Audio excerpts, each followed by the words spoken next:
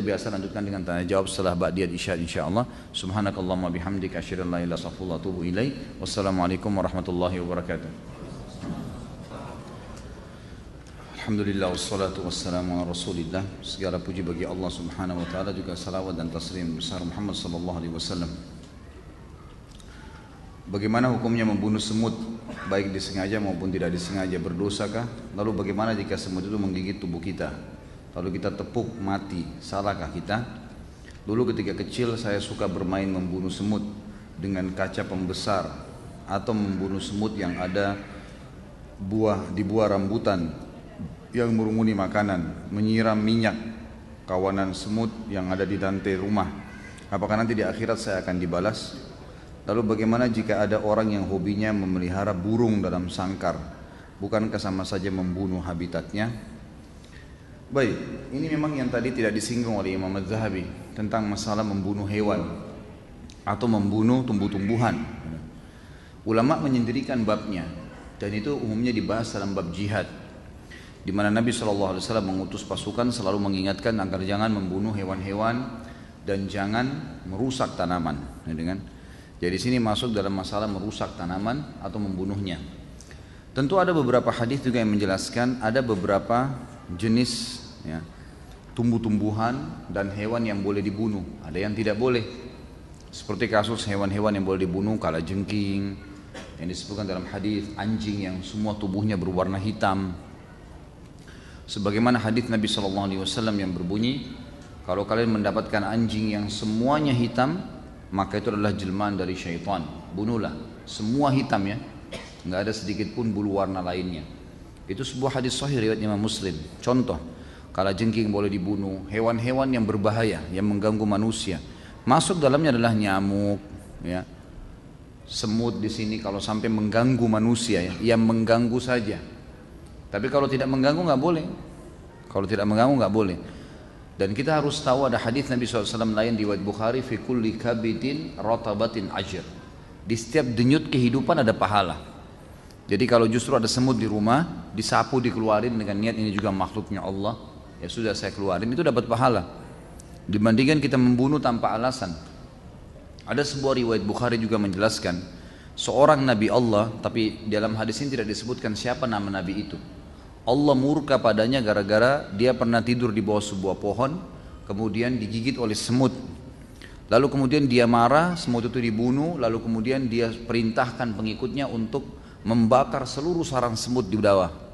Di bawah pohon itu banyak ada sarang semut, dibakar semuanya. Maka Allah SWT mengutus Jibril kepadanya sambil berkata, apakah gara-gara semut satu kamu membunuh semut yang lainnya? Artinya yang mengganggu saja, yang tidak mengganggu gak usah, gitu kan? Jadi ini jenis hewan yang memang boleh dibunuh dan memang dia berbahaya.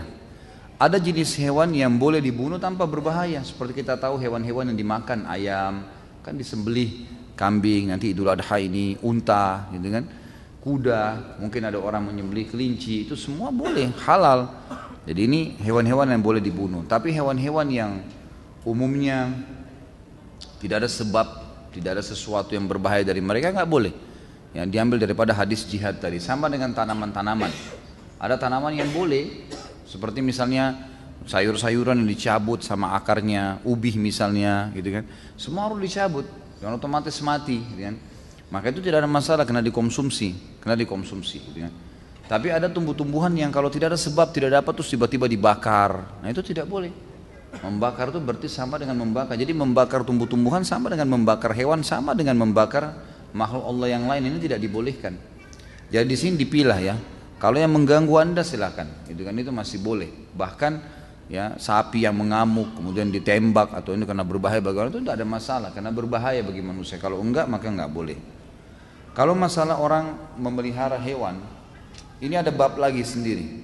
Abu Hurairah radhiyallahu anhu memelihara kucing, ya kan? Memelihara kucing, dan itu Nabi SAW tidak larang. Abu Hurairah nama lainnya Abdurrahman ibn Sakhr, tapi dikenal dengan Abu Hurairah. Hurairah artinya kucing, karena orangnya suka banyak pelihara kucing. Nah di sini Nabi SAW membiarkan, tidak ada masalah, karena dia merawat hewan-hewan itu, dia merawat. Sebagian ulama mengatakan ini khusus kucing, sebagian yang lain mengatakan masuk di antara semua hewan yang dibolehkan kalau mereka merawatnya. Ada yang mengatakan juga di sini masuk burung. Tapi saya sarankan, saran saya hanya yang ada dalilnya saja. Kalau kucing ada dalilnya, kalau tidak ada dalilnya maka jangan. Termasuk burung tidak pernah ada disebutkan sahabat memeliharanya. Maka lebih baik dilepaskan saja. Kalau itu hobi saya Ustaz, ya harus dialihkan hobinya. Karena rasa dan perasaan seorang muslim harus tunduk pada hukum Allah. Nggak boleh semua diikutin. Kalau kita mau ikutin semuanya maka semua dosa kita akan lakukan, gitu kan? Jadi harus ditundukkan. Apa benar hadis yang berbunyi barang siapa yang melakukan hubungan suami istri di malam Jumat, Kamis malam, maka pahalanya sama dengan membunuh 100 Yahudi? Ini dari mana hadisnya? Hah? Ini hadis maudhu, dusta. Nggak pernah ada. Sudah kalau mau berhubungan, berhubungan aja, nggak usah bawa hadis. Apalagi 100 Yahudi. Ini siapa yang iseng bertanya nih? Kalau mau bunuh Yahudi yang benar datang ke Palestina, nah itu baru benar. Bagaimana bunuh diri karena cinta? Apakah arwahnya akan gentayangan tergantung di antara langit dan bumi karena belum ajalnya jadi langit tidak mau menerima, bumi pun enggan? Apakah orang yang bunuh diri di dunia maka takdirnya yang ditulis di Lauhul Mahfuz dia akan bunuh diri? Ini bunuh diri itu tidak boleh, haram dalam agama. Dan ada babnya sendiri, nanti kita bahas, jangan terburu-buru. Apapun alasannya nggak boleh bunuh diri. Tidak ada, kalau bunuh diri, kalau tadi membunuh masih ada celah-celahnya. Tapi kalau bunuh diri nggak boleh, sama sekali mutlak nggak boleh. Itu dosa besar. Alasannya apapun, apalagi kalau kena cinta. Apa cinta, mau bunuh diri gara-gara cinta? Saya gila kalau tidak nikah sama orang itu, akhirnya bunuh diri. Kenapa? Gila bener nanti. Memang cuma dia laki-laki, memang cuma dia perempuan, banyak, gitu kan? Banyak. Dan bukan cuma 1-2 suku, ada ratusan suku di muka bumi ini. Ardunya buminya Allah luas. Kenapa harus bunuh diri gara-gara cinta? Ini karena tidak ada punya iman ini. Imannya nggak ada. Ada memang hadis yang berbunyi, ruh seorang mukmin akan bergantung antara langit dan bumi kalau utangnya masih belum dilunasi. Itu memang benar. Tapi itu kalau utang, bukan masalah dia bunuh diri. Kalau bunuh diri ya sudah tetap disiksa oleh Allah Subhanahu wa taala di kuburan karena dia melakukan dosa besar, gitu kan? Dan tidak ada namanya ruh gentayangan. Sudah kita jelaskan masalah ini. Nggak ada ruh gentayangan, nggak ada ceritanya kuburan terbuka pocong keluar, nggak ada ceritanya tangan tarik-tarik orang dari kloset, itu tuh dusta semua, nggak ada. Itu cuma sinetron film tuh yang dibuat-buat. Jadi itu semua tidak benar, tidak ada dalam Islam. Orang kalau masuk kuburan, taman dari taman surga atau lubang dari lubang neraka, nggak ada yang lain. Nggak mungkin terjadi dia gentayangan ganggu orang lain. Jadi itu tidak mungkin, ya. Itu tidak terjadi. Kalau masalah takdirnya, ya memang dicatat di Lauhul Mahfuz, tapi itu takdir ikhtiar, ya. Proses seseorang mati itu ikhtiar dia. Kasus ajalnya datang di mana, dicabut ruh oleh malaikat, itu takdir mutlak. Saya sudah pernah jelaskan. Jadi takdir ada 2 macam, ada yang mutlak, tidak ada campur tangan kita di situ.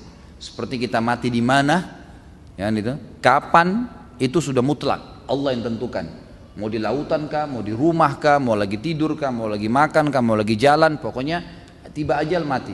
Tapi prosesnya yang membawa orang pada kematian itu ikhtiar. Seperti orang ikut berperang untuk mati syahid. Seperti tadi orang tahu nih listrik kalau berbahaya dipegang sama dia, akhirnya dia mati. Ya. Mengunjuk kekuatan, akhirnya mati.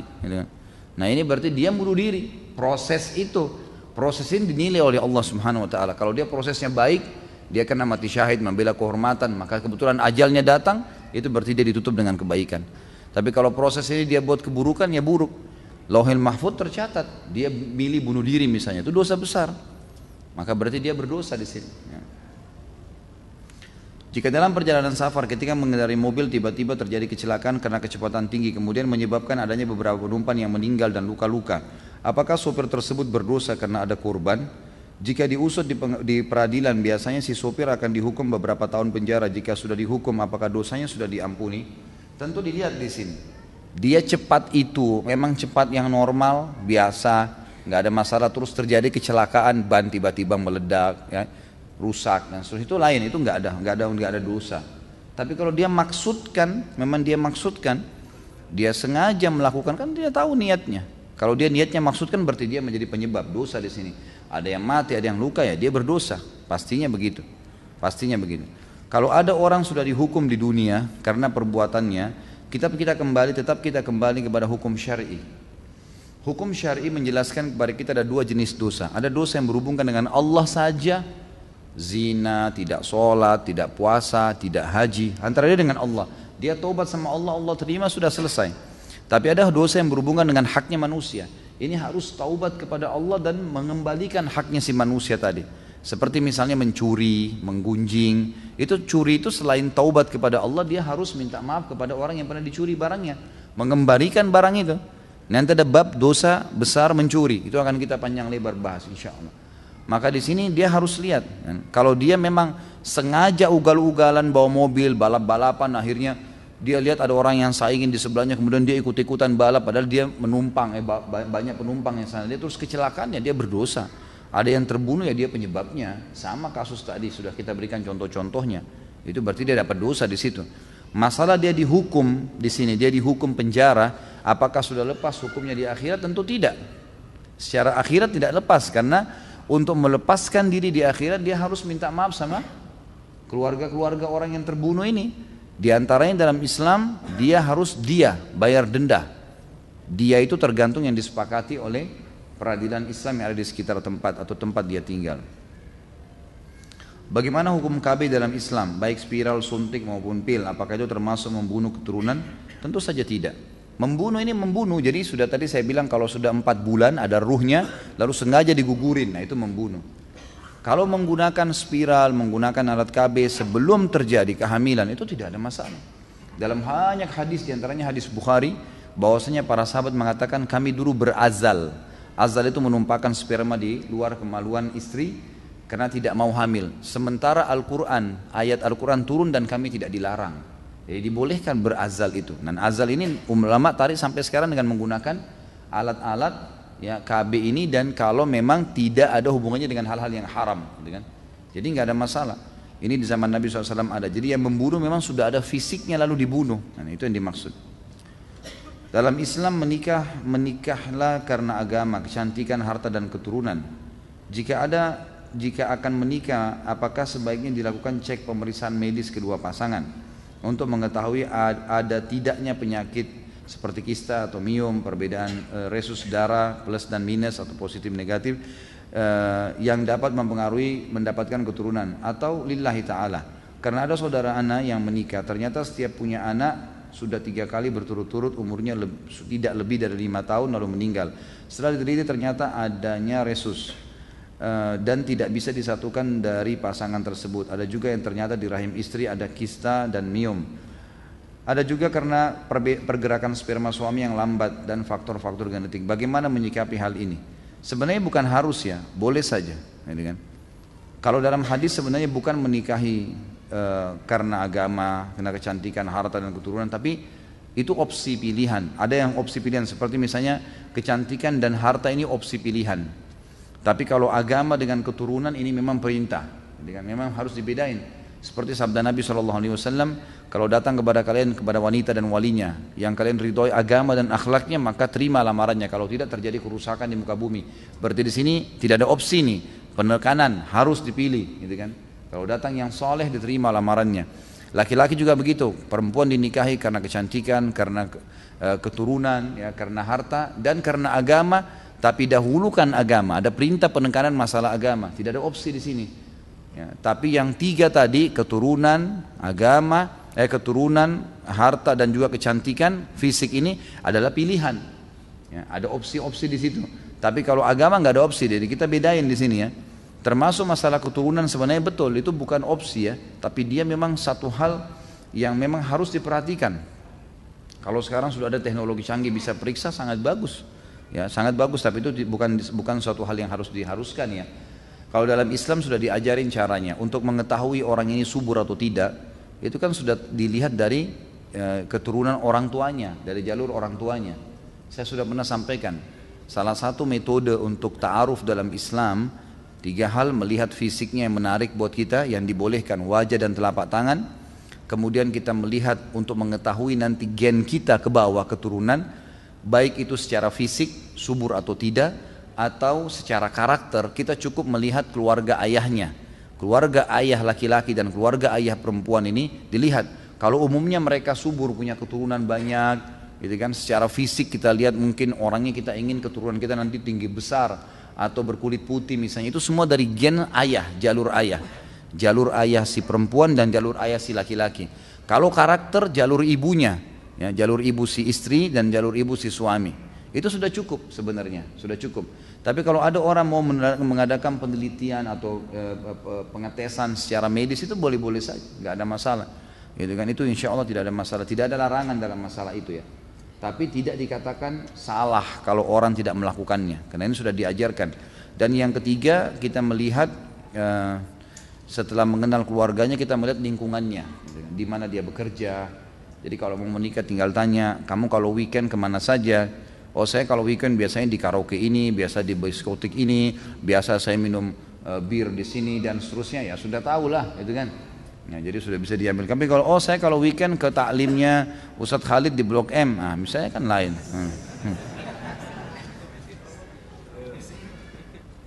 Bagaimana hukumnya orang dalam keadaan terdesak, misal dalam keadaan perang dan akan dirampok atau diperkosa? Haruskah dia melawan sampai terbunuh atau dibolehkan dia membunuh penjahat itu? Bagaimana jika ada kemampuan untuk melawan? Haruskah bunuh diri untuk menjaga kehormatan? Apakah hal ini dibolehkan atau harus pasrah saja? Tentu tidak boleh menyerah, ya kan? Melawanlah, melawan semaksimal mungkin, dan kalau anda terbunuh anda mati syahid. Gitu kan? Jadi opsinya adalah kalau memang akan diganggu, akan diperkosa kalau perempuan dan dia melawan maksimal, jangan pasrah, nggak boleh. Kalau ajal anda datang anda akan mati kok pada saat itu, dan kalau mati dalam keadaan syahid itu luar biasa. Jangan terpengaruh dengan melihat fisik orang yang mati ya. Seperti kasus orang yang kemarin di Masjid Haram kena mati, itu matinya hari Jumat, lagi sujud, lagi haji, luar biasa itu. Artinya gini, saya sampaikan ke jamaah pengajian saya, ada yang sampai nyorotin Saudi buruk dan segala, kok bisa? Itu takdirnya Allah, gimana caranya kita mau salah-salahin? Biar juga dia lagi di Indonesia tuh, tetap mati pada saat itu, kalau datang ajalnya. Malah luar biasa matinya di Masjid Haram. Dan saya dengar sendiri cuplikan dari para pengawas di Masjid Haram mengatakan, ini yang rubuh nih, yang rubuh, itu sesuatu yang secara hitung-hitungan matematika nggak mungkin jatuh, nggak mungkin rubuh dah. Ini secara hitung-hitungan sudah nggak mungkin, ini tercanggih menggunakan alat canggih di dunia, bahan-bahannya luar biasa, sudah sangat luar biasa. Kok bisa gitu? Sampai ada yang mengatakan bukan mustahil dari salah satu orang yang mati itu mungkin berdoa minta mati syahid di haram tuh. Sampai Allah datangin petir, kan waktu itu petir ya, datang petir, hujan, akhirnya rubuh tuh bangunan. Yang tidak mungkin rubuh kalau syahid dengan mati nggak mungkin. Kayak antum lagi berdiri gini, tiang ini tembok sudah dipasang semen, sudah dipasang besi, sudah bagus, tiba-tiba rubuh tanpa sebab. Terus mengenai orang-orang tertentu gitu kan. Memang itu subhanallah, kembali kepada hukum Allah subhanahu wa ta'ala. Bagaimana hukumnya bagi orang yang aborsi sekalipun dalam usia dini 1, 2, 3 bulan sebelum ditiupkan ruh dalam janin? Jika dengan alasan medis bagaimana, dan jika dengan alasan malu karena hubungan di luar nikah termasuk dosa besar kah? Kan sudah pernah saya bilang, tadi saya sudah bilang, kalau dia di bawah 4 bulan belum ada ruhnya, ini masih diperselisihkan oleh para ulama. Kalau dia memang berbahaya bagi si perempuan itu, kalau dia hamil dan seterusnya, maka itu tidak ada masalah karena dianggap belum ada ruhnya, gitu kan. Saya tidak tahu di sini pendapat ulama tentang masalah kalau ada orang yang hamil di luar nikah boleh atau tidak digugurkan, itu di bawah 4 bulan saya tidak tahu. Tapi umumnya pendapat ulama di bawah 4 bulan masih ada, umumnya mereka membolehkan karena dianggap belum ada ruhnya kalau ada masalah. Apa benar Umar bin Khattab dulu pernah membunuh anaknya hidup-hidup? Ini lebih banyak ulama mendhaifkan, melemahkan riwayatnya, gitu ya. Mendhaifkan riwayatnya. Kalaupun ada yang berpegang pada riwayat ini, itu zaman dulu, zaman jahiliyah. Umar bin Khattab belum jadi muslim. Bahkan Umar mengatakan dalam hadis Bukhari, dulu sebelum saya mengenal Islam saya pemabuk keras. Mabuk. Salah satu opsi, salah satu riwayat yang menyebutkan Umar bin Khattab masuk Islam, dia bilang, waktu saya keluar, saya setiap pagi sampai malam mabuk, minum terus khamr. Waktu saya keluar mau cari khamr, saya melihat Rasulullah SAW lagi duduk dekat Ka'bah. Maka saya pun menyelip-nyelip di antara kain kiswanya Ka'bah sampai mendekati Nabi dan mendengarkan apa yang dia baca.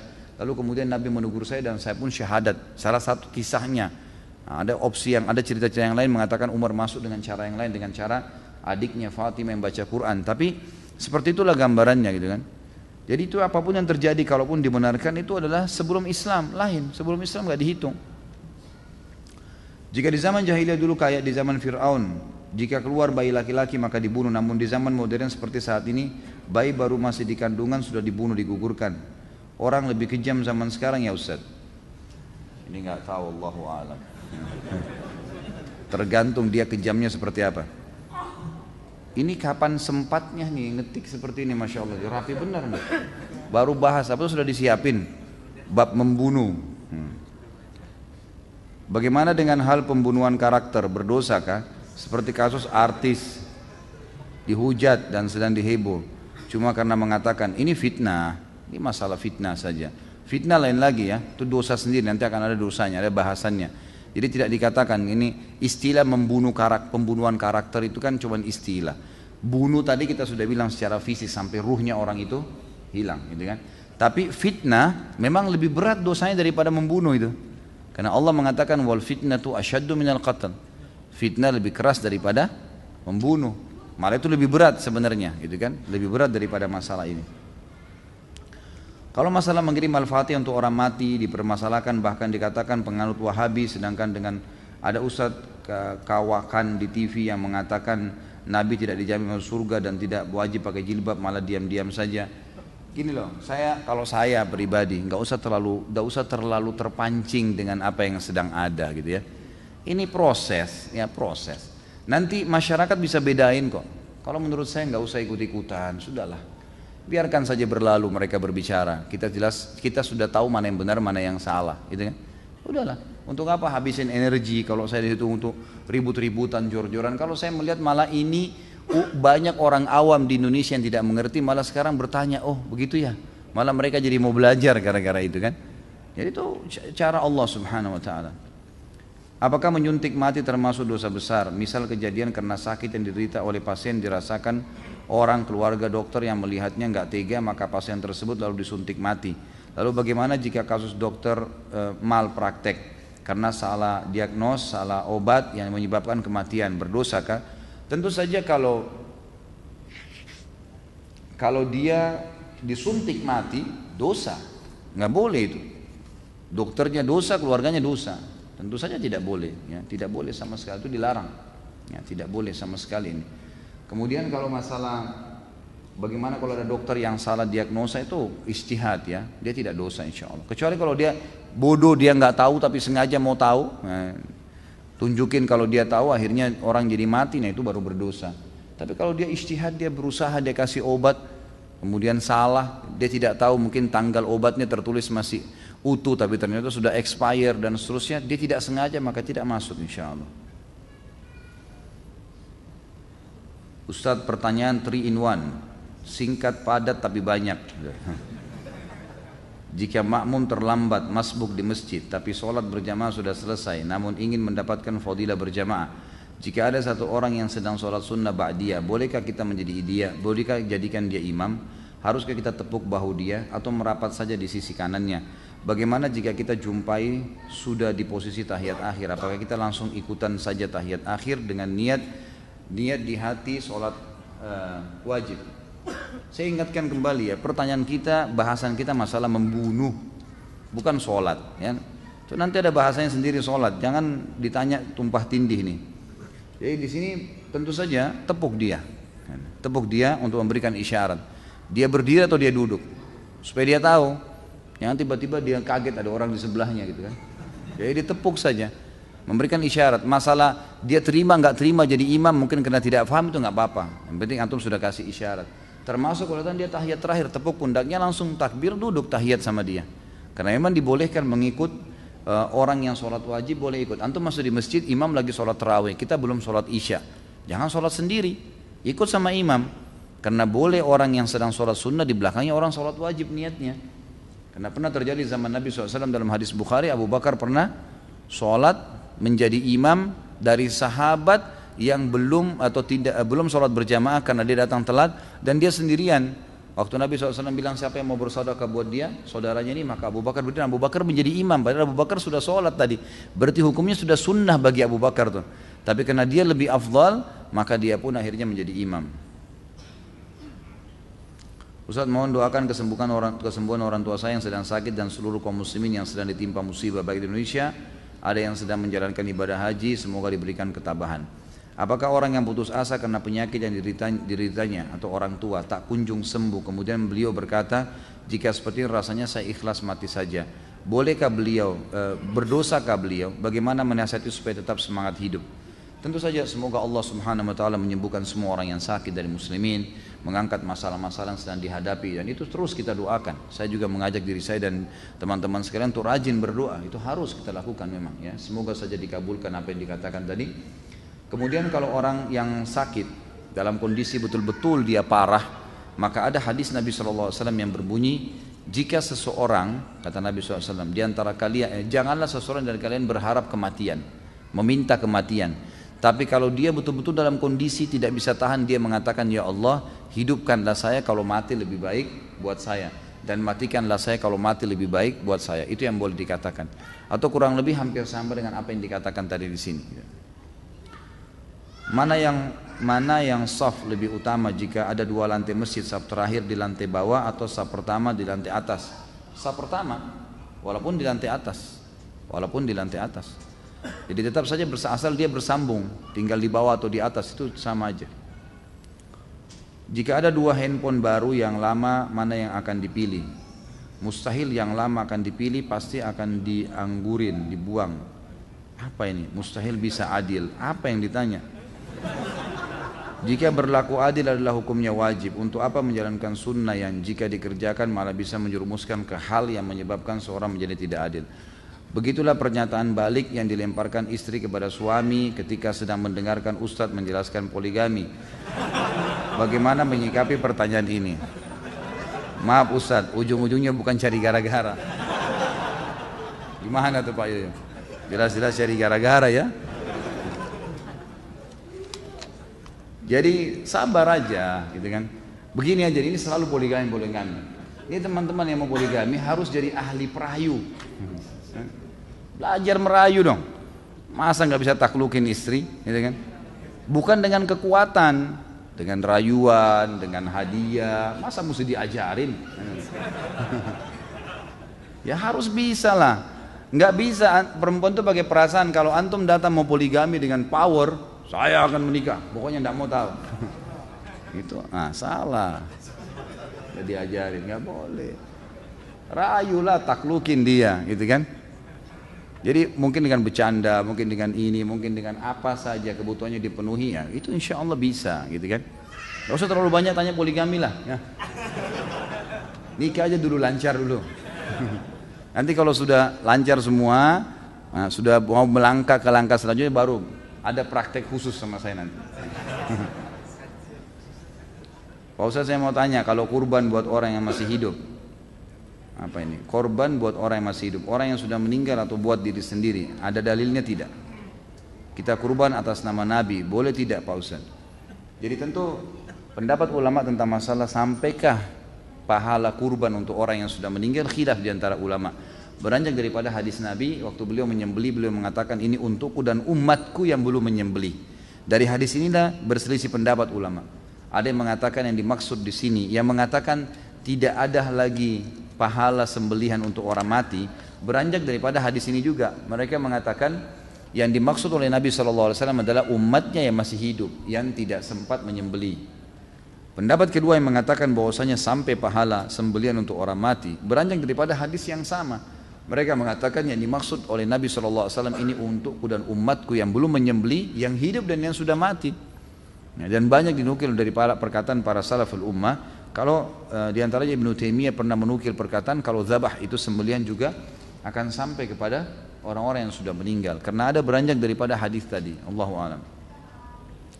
Apabila seorang wanita tidak dinafkahi dengan benar selama belasan tahun sehingga si wanita harus meminta makan dan kebutuhan harian dari orang tua si wanita, apakah si wanita boleh mencari nafkah sendiri dengan meninggalkan anak-anak mereka di rumah, anak-anaknya dititip ke keluarga? Bisa. Dan bahkan dia bisa mengambil harta suaminya diam-diam, gitu kan? Itu disebutkan dalam hadis Bukhari, tapi yang dia ambil hanya haknya.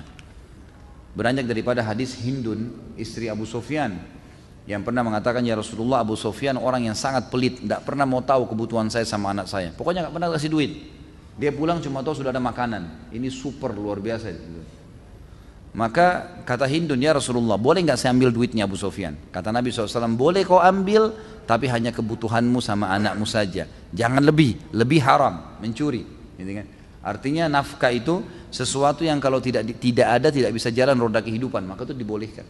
Sebatas itu. Tapi kalau dia mau bekerja misalnya, karena suaminya nggak kasih duit, memang tidak penuhi ya.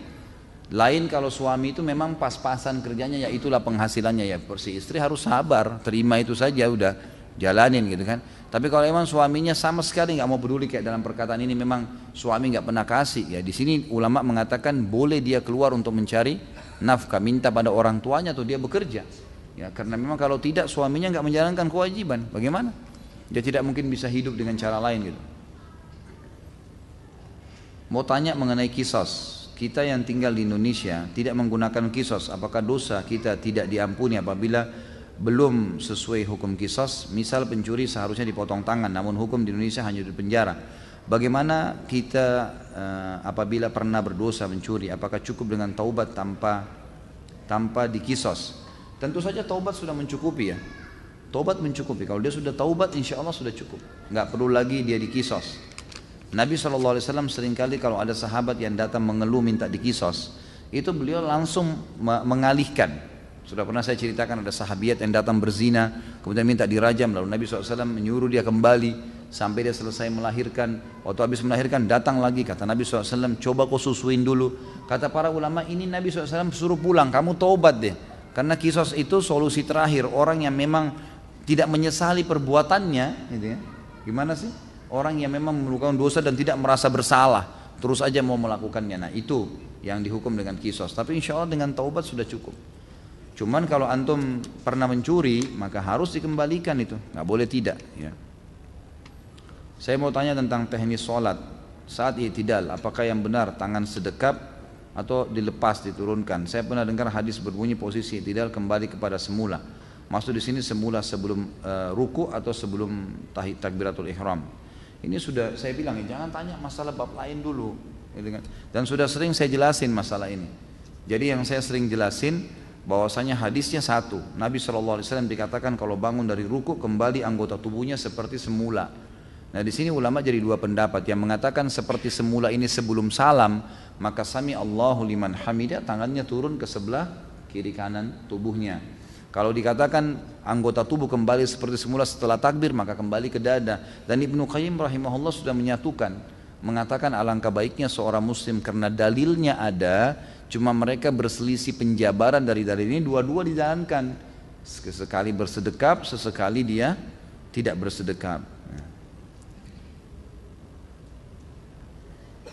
Saya hidup tapi saya merasa hampa. Ya. Cara mengasah keyakinan yang tumpul hidayah, apa bentuknya? Majelis ilmu, ilmu itu, majelis ilmu seperti ini hadirin, ya. Bukan cuma ini, siapa saja, jangan ditambah. Ini aja masih banyak, saya bingung nih. Jadi majelis ilmu selalu hadirin, jadwalin, bukan cuma di sini, bukan cuma Rabu malam nih, di mana saja ada. Ustadz-ustadz insya Allah yang kompeten dipelajari. Kalau enggak dengarin, lagi di motor, lagi di mobil, dengarin ceramah. Terus ilmu itu nanti akan mendatangkan iman. Iman ini kalau sudah ada, maka orang lemah menjadi kuat, orang malas jadi rajin, orang miskin jadi kaya, orang penakut jadi pemberani. Iman mengubah semuanya, mengubah semua. Kalau iman sudah ada luar biasa. Orang buruk jadi baik, semuanya. Ya, iman ini, makanya dengan majelis ilmu itu yang bisa membantu. Kalau antum malas majelis ilmu susah. Saya sering bahasakan pengalaman saya, kadang-kadang saya sehari kalau nggak isi pengajian, saya rasa lain dibandingkan dengan saya selalu isi ceramah gitu, semangat, itu lain. Saya sebenarnya sendiri dalam ceramah seperti ini sedang mencas iman saya sendiri. Kembali lagi saya hadir, kembali lagi saya menyampaikan, kembali lagi saya mengingat riwayat-riwayat, hukum-hukum. Jadi terus-menerus rasa tercas gitu kan. Istri saya tahu, saya rasanya nggak pengen ada libur ceramah satu hari pun. Jadi walaupun dalam satu hari cuma sekali saya ceramah, kalaupun saya di rumah, saya berusaha kadang-kadang kalau waktu lowong saya balas SMS atau WhatsApp di mana orang bertanya agama, jadi tersibukkan dengan itu. Ya, majelis ilmu itu penting, ilmu itu yang bisa membentuk keimanan, dan iman kalau sudah ada aman semuanya bisa berubah. Kapan baiknya anak laki-laki disunat atau dikhitan? Bolehkah sejak masih bayi, jika sudah dewasa belum dikhitan, apakah tetap harus dikhitan? Apakah anak perempuan juga dikhitan? Karena saya pernah membaca hadis khitan disunnahkan bagi kaum laki-laki dan mulia bagi kaum wanita. Sahihkah hadis ini riwayat Baihaqi? Maka di sini wajibkah perempuan dikhitan disunat juga? Tapi saya tidak tahu bagian apa yang mau disunatnya. Baik. Tentu saja boleh, kapan saja dikhitan. Kalau anak saya khitan dari bayi. Kalau anak saya pribadi, itu dari bayi sudah saya khitankan, yang laki-laki. Dan alhamdulillah sangat baik, gitu kan? Sangat baik. Yang saya tahu juga di zaman Nabi SAW itu bayi biasanya baru lahir sudah dikhitan. Dan itu jauh lebih baik, ya. Dia tidak terlalu merasakan sakit seperti kalau dewasa, gitu kan? Dan juga ternyata disurvei pertumbuhan badan dan fisik mental orang yang dari bayi disunat itu lebih baik, gitu. Nah ini tentu lebih baik opsinya. Kalau perempuan apakah dikhitan, ini khilaf di antara ulama. Ada yang mengatakan dikhitan, ada yang mengatakan tidak. Kalau hadis Baihaqi dihasankan oleh para ulama tadi yang disebutkan, maka ada yang mengatakan dikhitan. Tapi khitan kan itu sebenarnya artinya memotong sesuatu dari kemaluan, gitu kan? Makanya dikatakan laki-laki dikhitan dipotong kulit bagian atas. Kalau perempuan pun seperti itu pemahamannya kalau secara etimologi. Tapi ternyata para ulama mengatakan khitan perempuan berbeda. Ya, itu dibersihkan di bagian tertentu dan itu biasanya memang bagian bidan, suster di rumah sakit kita sudah tahu gitu. Saya juga punya anak perempuan dan saya tanyakan ke istri saya, maka dia mengatakan anak-anak perempuan ini biasanya bukan seperti laki-laki, tidak dipotong sesuatu tapi dirapikan dengan cara mereka lebih mengerti, gitu kan. Allahu alam, saya juga tidak tahu bagaimana, tapi yang jelas seperti itu jawaban dari ya dokter atau bidan yang ada di rumah sakit pada saat anak saya dikhitan. Ada jenis tanaman hias yang memiliki kadar racun tinggi dan sering dijual di pasaran. Tanaman ini juga sering dijadikan buat mainan anak-anak kecil di kampung. Apakah menanam tanaman ini bisa tergolong membuka pintu untuk membunuh? Tentu saja kalau memang kita tahu itu berbahaya, ya, maka itu tidak boleh. Sebaiknya memang dijauhi, dihindari. Kalau kita sudah tahu, kita sengaja, apalagi membiarkan orang sampai mengkonsumsinya, berarti kita menjadi penyebab. Pokoknya kita jadi penyebabnya, kita juga terlibat di situ. Saya ingin membuat kaos tulisan hadis atau potongan ayat Al-Quran dengan bahasa Inggris dan menjualnya. Apakah boleh? Boleh saja. Boleh saja. Tidak ada masalah. Tapi konsekuensinya, kalau hukumnya bolehkah menulis ayat di baju? Bolehkah menulis ayat di papan? Di spanduk? Di apa saja? Boleh. Hukumnya boleh. Gitu kan? Tapi di sini dilihat adabnya. Kalau dia menulis ayat-ayat tersebut, apalagi kayak baju kaos yang akhirnya dipakai ke kamar mandi dan seterusnya, di WC, maka itu tidak dibolehkan, ya kan? Kalau sampai dia pakai ke WC atau nanti orang yang pakai tidak bertanggung jawab malah diolok-olok ayat-ayat itu lain. Tapi hukumnya saya tahu saya boleh. Bahkan termasuk kalau dia masuk kamar mandi misalnya dibuka dulu sama dia itu lain, tidak ada masalah, nggak ada sesuatu yang salah di situ. Bahkan sekarang memang kalau saya pribadi, saya mendukung kalau ada baju-baju kaos yang ditulis dengan simbol-simbol Islam, ya. Aku cinta Allah misalnya, aku cinta Rasulullah SAW, aku cinta dengan Islam, atau apalah kata-kata positif yang memang menunjukkan kekuatan Islam, ada cintanya sebagai Islam, itu boleh-boleh saja. Setahu saya nggak ada masalah. Apakah kakek atau adik buyut itu termasuk kategori silaturahim? Tentu saja. Semua yang punya hubungan darah, ke atas, ke bawah, ke samping, kiri kanan semuanya, kakek, nenek, ke atas, saudara-saudaranya semuanya, kemudian anak, cucu dan semuanya yang berhubungan dengan mereka, kemudian saudara, saudari, paman, tante, semuanya itu yang punya hubungan darah. Apakah menjual alat musik untuk keperluan mendadak diperbolehkan? Setahu saya tidak boleh alat musiknya, haram. Satu-satunya cara, ada pendapat ulama yang mengatakan kalau tadinya orang itu pemusik, lalu dia taubat, alat musiknya dijual kepada orang kafir, bukan kepada orang muslim lagi, yang dasarnya dalam agama mereka itu tidak ada masalah. Kemudian danahnya dia kembalikan uang dia, uang modal dia yang dasarnya dia pakai beli alat itu jadi halal buat dia. Tapi kalau dia transaksikan, dia jual beli alat musik, ini nggak boleh, masuk dalam kategori yang dilarang. Bolehkah menghibahkan kucing dengan meminta ganti uang makan? Kalau kucing tidak boleh ditransaksikan, ya, jadi sebaiknya hindari. Jangan diminta balasan, gitu kan. Mau tanya tentang gadai, Ustadz. Kalau ada yang pinjam uang dengan menggadaikan kebunnya kepada anak, nanti setelah orang tersebut belum mengembalikan uangnya, hasil panen kebun menjadi hak siapa? Tergantung kesepakatan. Kalau dia bilang ini kebun saya nilainya 100 juta, ada 100 pohon mangga misalnya, Kalau dijual 100 juta, tapi saya butuh uang 10 juta. Saya ambil 10 juta, ini tanah saya gadekan. Kamu boleh ambil hasil panennya, kata pemilik kebun. Ya sudah, itu berarti halal. Tapi kalau sekedar digadekan saja tanpa ada kesepakatan, maka tidak halal. Tidak boleh dipakai tanah itu, tidak boleh diambil hasilnya, tidak boleh disentuh. Gadai. Dan perlu diingat, saya sudah pernah jelaskan, transaksi dalam Islam ada dua macam. Ada transaksi jasa yang sifatnya memang ini saham akhirat, ini investasi akhirat, nggak ada urusannya dengan keuntungan. Hutang dan gadai nggak boleh bertambah, tidak boleh bertambah ini. Utangin orang nggak boleh bertambah, itu jasa akhirat, investasi akhirat. 100 ribu ya 100 ribu balik, sejuta ya sejuta balik. Nggak ada juga begitu. Kalau dia gadein sawahnya tadi 100 juta, dia ambil utang 110 juta, jatuh tempo setahun dia belum bayar, kita punya hak untuk menjual kebun itu, gitu kan? Kemudian kita mengambil uang kita 10 juta saja, 90 kembaliin ke dia. Jangan disita semua, haram itu, nggak boleh. Ada investasi yang boleh kita ambil keuntungan, investasi bisnis. Kesepakatannya persentase dari keuntungan. Sebagian ulama fikih mengatakan, kisos kepala ini apakah hukumnya mutlak pakai pedang atau boleh dialihkan dengan cara yang lain, gitu kan? Itu khilaf diantara ulama tentang masalah itu. Tapi ada pendapat yang mengatakan intinya dia dieksekusi mati. Sebab kalau dia mati maka akan selesai kejahatannya, gitu kan? Sebuah negara melakukan dengan penembakan maka itu bukan berarti membunuh, bukan dosa besar. Pemerintah nggak berdosa karena memang eksekusinya harus begitu. Apalagi memang dalam hukum syar'i orang yang sudah menyebar kerusakan memang dipenggal, gitu kan? Memang dibunuh. Maka itu insya Allah tidak ada masalah. Tapi lebih sesuai dengan sunnah kalau dia pakai kisos ya dengan pedang. Mengenai puasa di awal bulan Zulhijjah, apakah pelaksanaannya ini sudah tadi ya?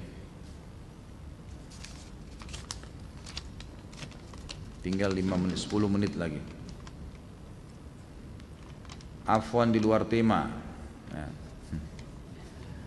Apakah bisnis yang dijalankan oleh Abdurrahman ibn Auf selain dari usaha dalam perdagangan, mengingat banyaknya pendapatan beliau pada saat sebelum dan sesudah hijrah ke Madinah? Setahu saya cuma perdagangan.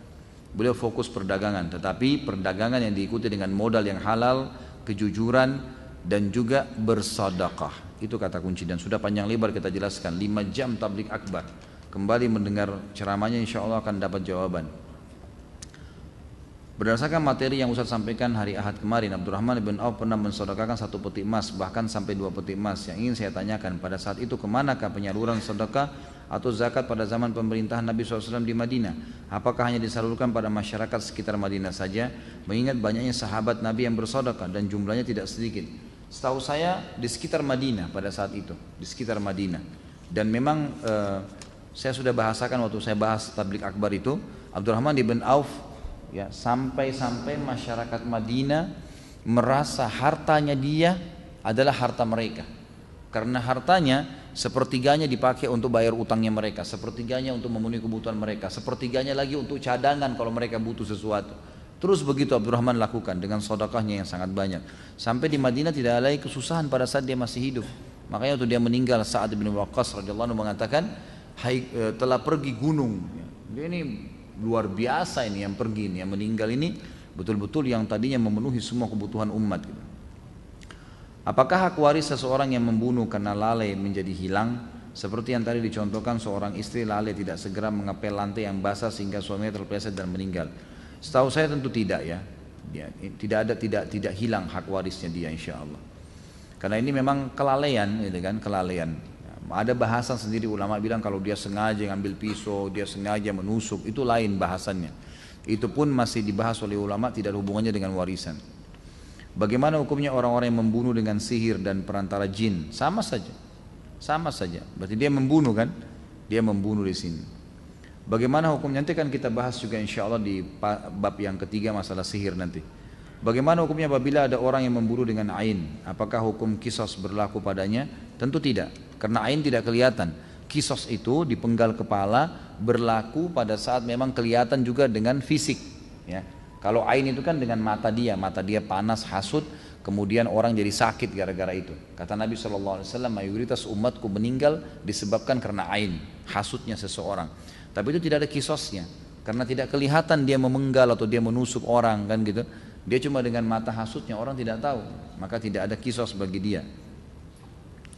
Bagaimana hukumnya membunuh perampok yang sedang kabur karena gagal merampok? Contoh seorang perampok ketika melakukan aksinya gagal lalu kabur, sementara orang yang dirampok mengejar dan berhasil membunuhnya. Tentu kalau orang sudah lari, gitu kan, lari dalam arti kata tidak ada sesuatu yang diambil, sebaiknya jangan dilakukan. Mungkin ditangkap, mungkin ini ya iya, gitu kan. Tapi kalau dia belum melakukan, maka itu lebih baik tidak ada eksekusi baginya. Allahu a'lam. Gitu. Karena pernah ada sahabat Nabi, waktu itu dia melakukan satu perbuatan dan hukumnya dirajam. Zina ya, dia sudah menikah, dirajam. Waktu sementara dirajam, dia sempat kesakitan dan dia lari. Lalu ada seorang sahabat mengejarnya, mengambil batu besar, memukul kepalanya, akhirnya mati. Lalu kata Nabi SAW, tidakkah kalian biarkan dia lari? Mudah-mudahan dia taubat dan akhirnya Allah menerima taubatnya. Kata sebagian ulama, keluar sebuah hukum di sini. Kalau sebelum atau sementara eksekusi terjadi dan dia mau taubat, maka itu diberikan. Atau sebelum dia melakukan kejahatannya lalu dia sempat lari, dalam arti kata sudah ada efek jerah, maka sebaiknya dibiarkan. Atau kalau bisa ditangkap, ditangkap. Walaupun ada pendapat ya, berhubungan dengan pertanyaan tadi, ada pendapat ulama mengatakan kalau jelas-jelas dia masuk rumah, dia menjahat, kemudian dia lari, kemudian dikejar dan terbunuh, maka itu berarti yang sedang dihukum, yang sedang membunuhnya tidak berdosa. Dia tidak berdosa, tapi sebagian tidak dia lakukan. Bolehkah melaksanakan kurban tetapi masih punya utang di bank? Mohon solusinya. Bolehkah kurban dengan menggunakan uang hutang atau pinjaman? Tentu saja boleh kalau kita masih punya utang. Bolehkah kita berkurban? Bolehkah kita akikah? Boleh. Asal pada saat tiba masa pembayaran utang kita bisa membayarnya. Misal antum masih punya KPR. KPR ini harus dibayar 10 juta lagi. Setiap bulan 1 juta. Tiba bulan pada saat kita mau bayar 1 juta itu, bertemu antara membayar utang yang 1 juta dengan membeli hewan kurban. Yang didahulukan bayar utang. Tapi kalau bukan di waktu itu atau antum sudah bayar utang, ternyata bayar utang KPR tadi sudah dibayar 1 juta, utang masih 9 juta, tapi bulan depan sekarang masih ada uang lebih untuk kurban, ya berkurban. Karena dianggap antum bulan itu sudah lunas utangnya untuk bulan itu, bulan depan ya urusan bulan depan gitu. Jadi tetap menjalankan itu ya. Masya Allah. Alhamdulillah, besar tulisannya. Seorang suami yang tega terhadap istrinya, membiarkan istrinya mencari nafkah tanpa peduli ia sibuk dengan kegiatan yang tidak bermanfaat. Apa maksudnya? Saya bekerja mencari nafkah, pergi pagi pulang malam tanpa dipedulikan, sementara ia sibuk dengan dirinya sendiri. Dia nggak pernah ikut campur dengan mencari nafkah untuk keluarga. Pertanyaannya apa nih? Apa dia berdosa kali ya? Dia berdosa tentunya. Dia berdosa dengan perbuatan tersebut. Dan orang yang tidak memberikan nafkah itu berarti sudah boleh dia minta, yang perempuan sudah boleh minta cerai. Jangan bertahan dengan suami yang tidak jalankan kewajibannya. Dan itu memang itu hukum syar'i. Tapi kalau tetap mau bertahan boleh saja. Ya konsekuensinya menerima risiko itu kan. Karena pernah ada sahabat yang saya pernah ceritakan pulang ke rumahnya istrinya selingkuh, lalu kemudian dia melapor ke Nabi, ya Rasulullah istri saya selingkuh sama laki-laki lain, berzina ya. Maka Nabi SAW mengatakan ceraikan. Kalau gitu sudah, dia sudah buat maksiat dosa besar, jangan tinggal sama dia. Kata dia, ya Rasulullah tapi saya mencintainya. Kata Nabi kalau gitu pertahankan, tapi dengan risiko itu gitu kan. Risiko itu maka harus ditahu, dia harus tanggung risiko itu. Ustaz Khalid semoga tidak tersinggung. Istri saya sudah tertarik dengan pengajian Ustaz Khalid. Namun karena Ustaz Khalid poligami, istri saya jadi tidak mau lagi ikut pengajian Ustaz. Sampai saya sendiri jika mengikuti pengajian Ustaz Khalid sepertinya istri saya agak keberatan. Bagaimana cara mendakwahkannya? Hal ini terjadi waktu saya mengikuti pengajian A'agim dulu. Mohon penjelasannya. Sejelas-jelasnya Ustaz. Ini penutup ya. Sebenarnya saya dalam berdakwah, teman-teman sekalian, yang saya sampaikan ini bukan perkataan saya ya. Apa yang sedang saya sampaikan? Hukum dari saya. Ini teman-teman duduk di sini di pengajian. Ini untuk mendengarkan saya pribadi atau ilmu agama yang sedang saya sampaikan. Ilmu agamanya, bukan karena saya berbicara. Yang menyuruh poligami siapa? Allah Subhanahu wa taala. Saya melakukan juga, saya sebagai praktisi karena perintah Nabi SAW. Berapa kali istri saya tanyakan, kenapa kak poligami? Karena perintah Nabi. Saya katakan begitu. Dan saya selalu mendakwahi dia, mendakwahi istri saya supaya bisa menerima hukum Allah SWT ini, sambil saya doakan semoga hati mereka terbuka. Dan saya melakukan itu. Kalau masalah kasus saya menyampaikan hukum Allah lalu istri anda tidak mau dengar, tidak mau lagi datang pengajian saya, silahkan. Terbuka sekali pintu. Masih banyak selain dia insya Allah yang mau hadir, gitu kan? Ya, saya tidak pernah terganggu dengan 1-2 orang, 10 orang yang berhenti ikut pengajian, karena saya menyampaikan bukan hukum saya, hukum Allah Subhanahu Wa Taala. Kalau dia mau benar, dia ikutin pengajian, tidak ada hubungannya. Masalah dia belum bisa menerimanya, dia berdoa kepada Allah Subhanahu Wa Taala, karena ilmunya masih kurang, gitu kan? Nggak mungkin karena hawa nafsu dia atau kemauan dia lalu kemudian hukum Allah kita tolak, nggak mungkin itu, kan gitu. Tidak mungkin, mustahil. Siapapun dai yang takut kepada Allah lalu karena dia tidak mau poligami lalu dia mengatakan jangan poligami jemaah, nggak bisa. Allah Subhanahu Wa Taala yang perintahkan, walaupun dia belum mengerjakannya dia harus menyampaikannya, hukum Allah Subhanahu Wa Taala, gitu kan. Kalau masalah dia tidak mau hadir silahkan, ahlan wa sahlan. Mau hadir alhamdulillah. Yang penting saya menyampaikan ilmu Allah Subhanahu Wa Taala, dan saya doakan mudah-mudahan Allah membuka hatinya. Biasanya justru orang yang kritis nanti malah dia yang hebat menerima itu, ya.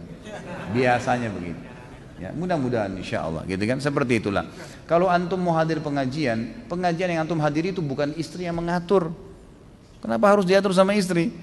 Majelis ilmu antum wajib hadirin. Kalau istri nggak suka terus kita nggak hadir, nggak ada hubungannya. Kan itu. Harus ar-rijalu qawwamuna 'alan nisa. Laki-laki yang menentukan perempuan, kalau perlu kamu harus hadir ke pengajian ini. Kita yang tentukan, bukan dia yang tentukan, kok terbalik nih. Kan itu. Harus perempuan dipimpin oleh laki-laki, bukan perempuan yang pimpin laki-laki, jangan dibalik. Kalau dibalik jadi kacau semua nih nanti. Sudah hukum Allah begitu teman-teman sekalian. Dan dengan dipimpinnya perempuan bukan berarti perempuan terhina. Justru perempuan dengan fitrahnya butuh dilindungi dan dipimpin. Memang gak bisa jadi pemimpin. Emang gak bisa, fitrahnya begitu.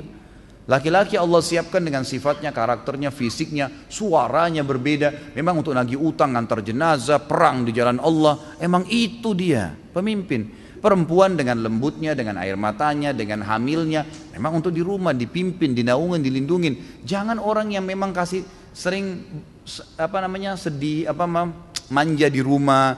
Orang yang memang urus anak, kemudian kita suruh memimpin di luar. Gak bisa, gak ketemu. Kan itu.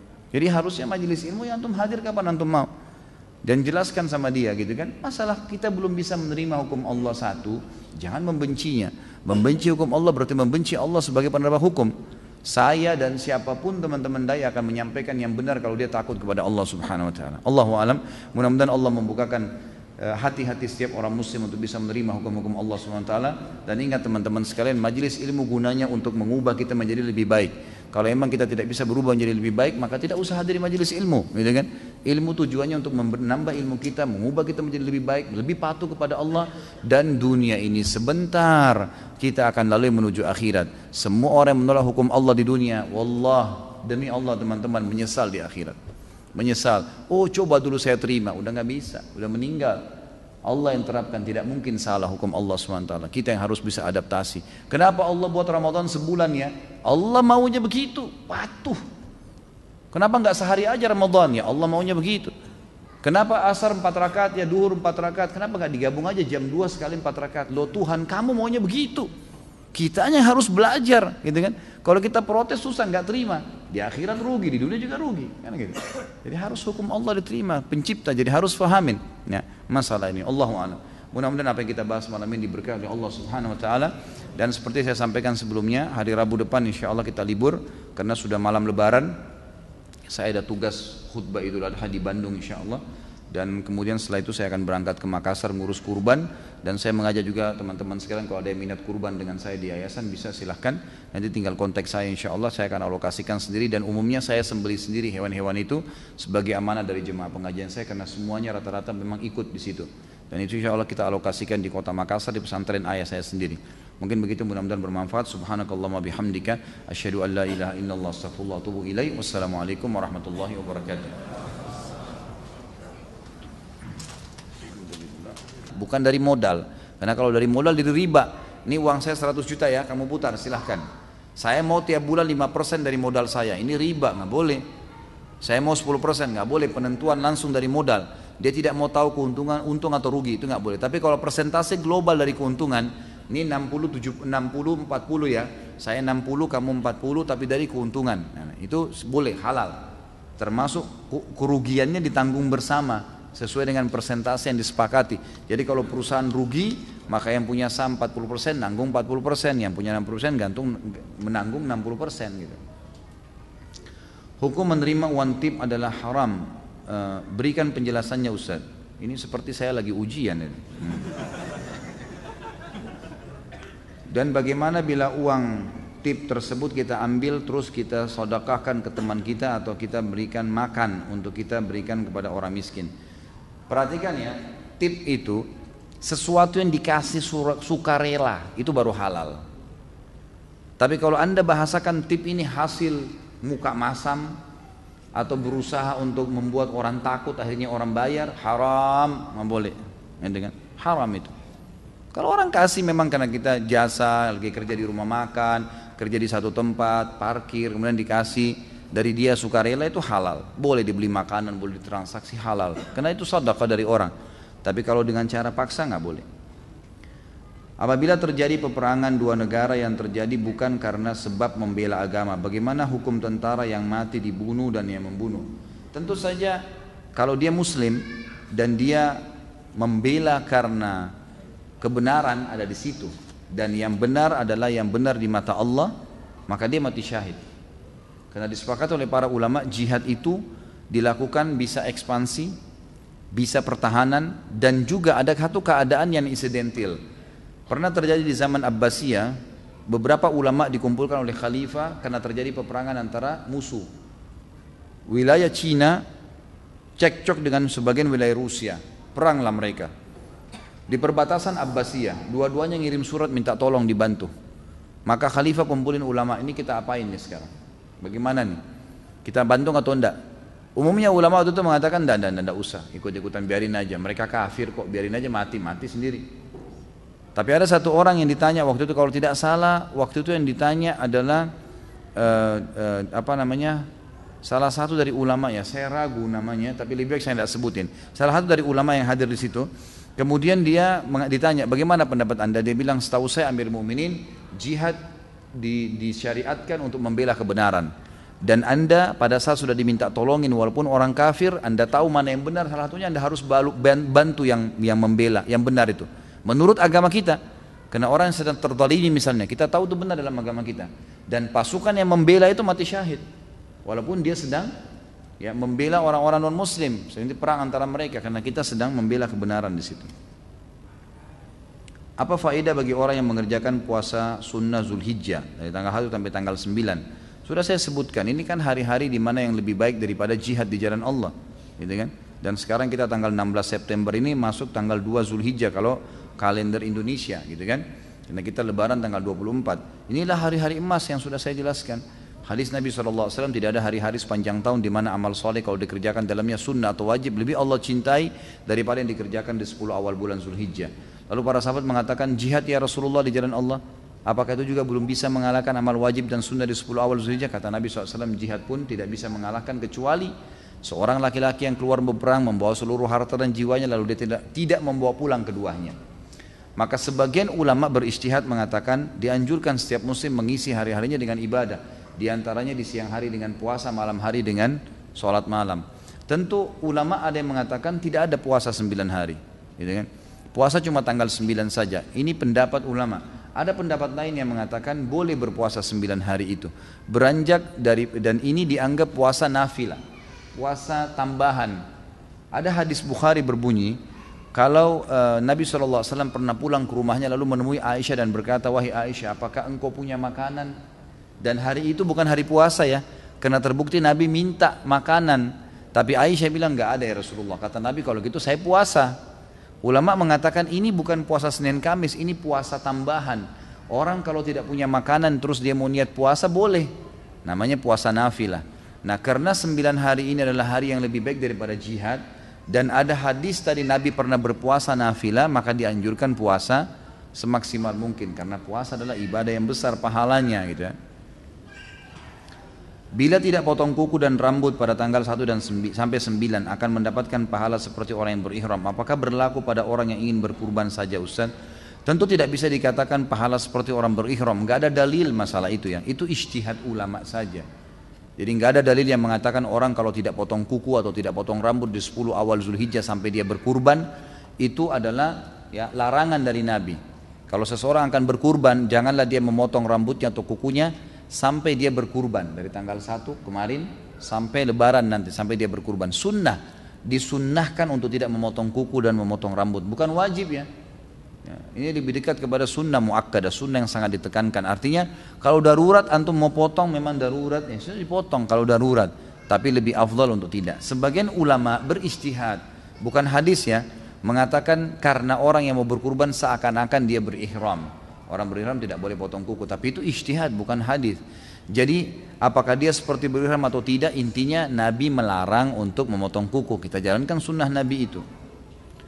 Apa saja sunnah-sunnah dilakukan sebelum melakukan sholat Idul Adha? Apakah sama seperti Idul Fitri? Sunnahnya untuk tidak makan. Sunnahnya untuk tidak makan. Kalau Idul Fitri sunnahnya makan dulu. Tapi makan hanya sebagai syarat ya. Artinya karena sunnah Nabi mungkin makan sebuah kue, ya mungkin sedikit makanan. Jangan makan yang besar gitu kan.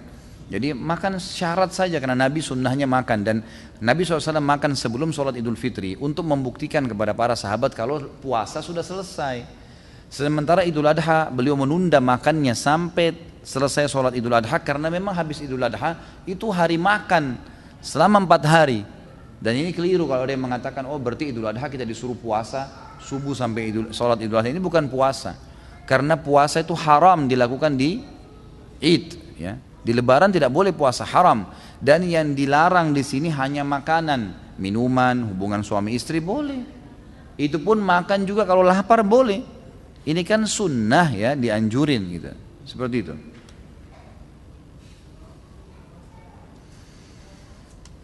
Habib itu apa Ustaz? Dan apa hubungannya dengan Habib di Indonesia? Kok banyak sekali pengikutnya? Kan sudah saya jelaskan dulu. Mereka yang mengatakan dirinya turunan Nabi SAW. Dan kalau saya pribadi ditanya apakah benar mereka turunan Nabi, saya mengatakan iya. Kalau saya pribadi, karena saya tahu beberapa teman-teman saya memang yang menelusuri jalur nasab mereka dan mereka keturunan Nabi memang ada, gitu kan? Itu benar.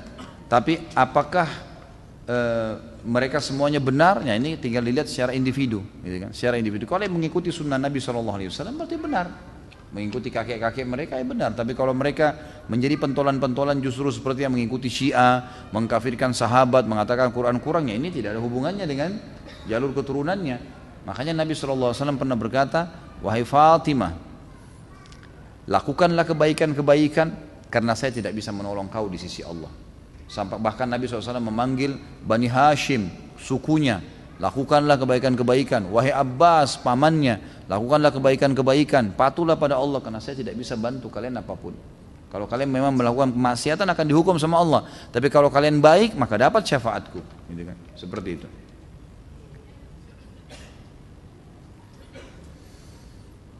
Afwan Ustaz, pertanyaan saya di luar tema. Dari tadi di luar tema. Ya ingin saya tanyakan, apakah pada hari kiamat nanti orang-orang pelaku perbuatan-perbuatan bidah akan dibangkitkan bersama dengan orang-orang yang mereka contohi dalam melakukan perbuatan tersebut? Misal orang yang mengikuti seorang kiai yang mengajarkan tentang perbuatan ibadah yang tidak dicontohkan oleh Nabi SAW. Apakah orang-orang yang mengikuti perbuatan kiai tersebut akan dibangkitkan bersama dengannya? Mohon penjelasannya Ustaz. Kalau apakah dibangkitkan bersamanya, Allahu alam. Ini saya tidak tahu dalilnya. Tapi pasti akan dibangkitkan dan nanti setiap orang yang menjadi penyebab orang lain melakukan satu perbuatan yang Allah tidak ridhoi, Rasulullah SAW tidak contohkan, pasti akan dipertemukan di mahkamahnya Allah dan akan diminta pertanggungjawaban masing-masing. Itu ada di riwayat masalah itu, tapi apakah dibangkitkan secara bersamaan ini saya tidak tahu dalilnya. Di kampung daerah saya di Gunung Kidul banyak sekali kasus bunuh diri dengan gantung diri. Kira-kira 3 hari yang lalu terjadi di tangga saya bunuh diri dengan gantung diri di dapur. Dan yang saya tanyakan pengurusan jenazahnya ya Ustaz, terutama bolehkah kita mensolatkannya? Kalau ulama nggak boleh mensolatinya. Kalau ulama dianjurkan untuk tidak mensolati orang yang bunuh diri dan orang yang masih punya utang. Karena memang ada hadis yang menjelaskan masalah itu. Ini yang panjang-panjang saya nggak jawab dulu ya. Masya Allah ini panjang semua. Jadi para ulama tidak sholat, tapi umumnya muslimin boleh mengerjakan jenazahnya, memakamkannya, dan semoga saja Allah ampuni selama tidak berbuat syirik. Memang dosa besar ya, bunuh diri itu dosa besar, tapi tetap disolatin, diurus jenazahnya. Bagaimana dosa membunuh hewan cecak? Di rumah banyak cecak, membuang kotoran di lantai. Membunuh cecak pahala. Ini bagus pertanyaannya. Saya tadi lupa jelaskan. Jadi ada hewan malah kalau dibunuh dapat pahala. Di antaranya cecak itu, hadis Bukhari. di mana Nabi SAW mengatakan membunuh cicak mendapatkan 100 pahala. Makanya Aisyah punya cambuk khusus untuk mencambuk cicak, dan ulama membahas khusus masalah itu. Orang yang membunuh cicak dengan pukulan pertama mati dapat 100 pahala. Orang yang memukul sampai berapa kali maka akan mendapatkan dosa, ya dapat pahala sekian gitu kan. Kalau ditanya kenapa, ya itu hikmah dari Allah SWT. Kita tidak perlu tahu kenapanya gitu kan. Karena memang Allah SWT memerintahkan seperti itu. Ya, kita jalankan. Kalau kita temukan nanti hikmahnya, ya Allahu a'lam. Walaupun ada yang mengatakan kan cicak ada manfaatnya Ustaz, makan nyamuk. Ya itu lain. Kita tidak bahas masalah itu, tapi karena adanya perintah agama. Kita sujud ke Ka'bah bukan karena Ka'bahnya, karena ada perintahnya, bukan karena batunya, gitu kan? Nabi Khidir membunuh anak yang sedang dia temuin di jalan bukan karena dia benci anak itu, tapi karena perintah Allah dari situ. Lain. Kita masuk di kancah peperangan membunuh orang kafir bukan karena orang kafirnya, tapi karena perintahnya. Kita disuruh mendakwai seseorang dan kita disuruh membenci keyakinannya, bukan individunya, bukan fisiknya. Maka itu perintah Allah Subhanahu wa taala. Kita puasa tidak makan, ya memang kena perintah Allah, walaupun bukan karena kita benci makanan itu. Jadi difahamin ya. Amalan apa yang dicontohkan Nabi SAW 10 pertama Zulhijjah, ini sudah saya jelaskan tadi. Saya mau tanya, apabila kita tidak sempat sholat sunnah qobliyah di masjid, lalu saya kerjakan setelah sholat wajib di rumah, hukumnya gimana Ustaz? Boleh saja, asal bukan setelah, sebenarnya boleh ya, hukumnya secara global boleh. Kalau anda sudah sering melakukan amal-amal sunnah ini, misalnya sholat qobliyah rutin dikerjakan, qobliyah duhur, ya, qobliyah asar, kemudian apalah ya, qobliyah subuh yang dikenal dengan sunnatul fajr, itu kalau sudah rutin dikerjakan, kemudian satu waktu kita masuk masjid sudah iqamah, maka di sini ulama sepakat mengatakan bolehnya dia kerjakan setelah sholat wajib tersebut, walaupun itu waktu dilarang. Karena ada riwayat Bukhari menjelaskan bahwa Nabi SAW setelah sholat asar beliau sempat berdiri kemudian sholat sunnah, lalu sahabat semua duduk, gak ada yang ikut. Setelah itu Nabi SAW ditanya oleh para sahabat, ya Rasulullah, apakah wahyu turun? Ada perubahan dalam masalah sholat? Selama ini anda mengingatkan kami tidak ada ba'diyah isya, ba'diyah asar. Kata Nabi SAW, ini sholat ba'diyah duhur saya, yang saya tadi lupa karena tersibukkan oleh satu kaum yang datang memiliki hajat dengan saya, maka sekarang saya kerjakan. Sama dengan hadis Nabi yang berbunyi, kalau seseorang lupa sholatnya maka dia kerjakan kapan dia ingat. Saat ini saya sedang memulai bisnis herbal untuk nutrisi otak. Mohon doanya Ustaz, semoga herbal ini bermanfaat untuk kesembuhan bagi yang mengkonsumsinya. Insya Allah, mudah-mudahan fokus kepada bahan-bahan halal, ikhlaskan niat dengan modal halal, insya Allah Allah berkahi. Mudah-mudahan anda dan semua muslimin yang sedang berusaha diberikan berkah. Ciri-ciri orang munafik itu apa saja Ustaz? Apakah dosa-dosa kemunafikannya bisa terhapuskan dengan taubat? Nabi sudah sebutin kan, kalau dia berkata dia dusta, kalau dia diberikan amanah dia berkhianat, kalau dia berjanji dia mengingkari janjinya, dan kalau dia berdebat dia curang, gitu kan? Nah, dia selalu menggunakan cara-cara curang, cara-cara metode yang haram dalam agama. Maka itu ciri-ciri orang munafik. Jangan terpengaruh dengan namanya, karena pimpinan orang munafik di Madinah namanya Abdullah, gitu kan? Jadi kalau sekarang muncul di TV namanya Muhammad, Yusuf, Ahmad, kemudian benci Islam, itu biasa. Saya sih nggak kaget gitu kan. Ya. Jika seseorang meninggal di hari Jumat, apakah bebas dari siksa kubur? Iya. Jawabannya iya. Memang itu ada hadis sahih riwayat Bukhari menjelaskan masalah itu. Ini teman-teman yang minum, maaf tadi ada saya lihat yang minum dengan tangan kiri ya. Itu tidak boleh dalam agama Islam. Anda dianjurkan minum dan makan dengan tangan kanan. Karena kata Nabi SAW, janganlah kalian makan dan minum dengan tangan kiri, karena syaitan makan dan minum dengan tangan kiri. Saya pernah hadir di majelis ilmunya Syekh Utsaimin rahimahullah, seorang ulama yang luar biasa. Setiap habis sholat tarawih kalau Ramadan waktu beliau masih hidup, itu beliau di lantai 2 Masjid Haram selalu duduk buat halaqah. Dan yang beliau bahas ayat yang tadi dibaca oleh imam. Jadi 30 hari Ramadan itu 30 juz tamat Al-Quran, tafsirnya. Luar biasa gitu. Dan beliau selalu sebutkan ilmu-ilmu. Nah satu waktu saya pas hadir, saya tidak tiap hari tentunya hadir, pada saat itu sempat saya hadir beberapa kali alhamdulillah. Begitu beliau hadir, beliau bilang, saya kemarin sebutkan syair, siapa yang bisa sebutin? Ada satu orang angkat tangan, saya syekh, angkat tangan pakai tangan kiri.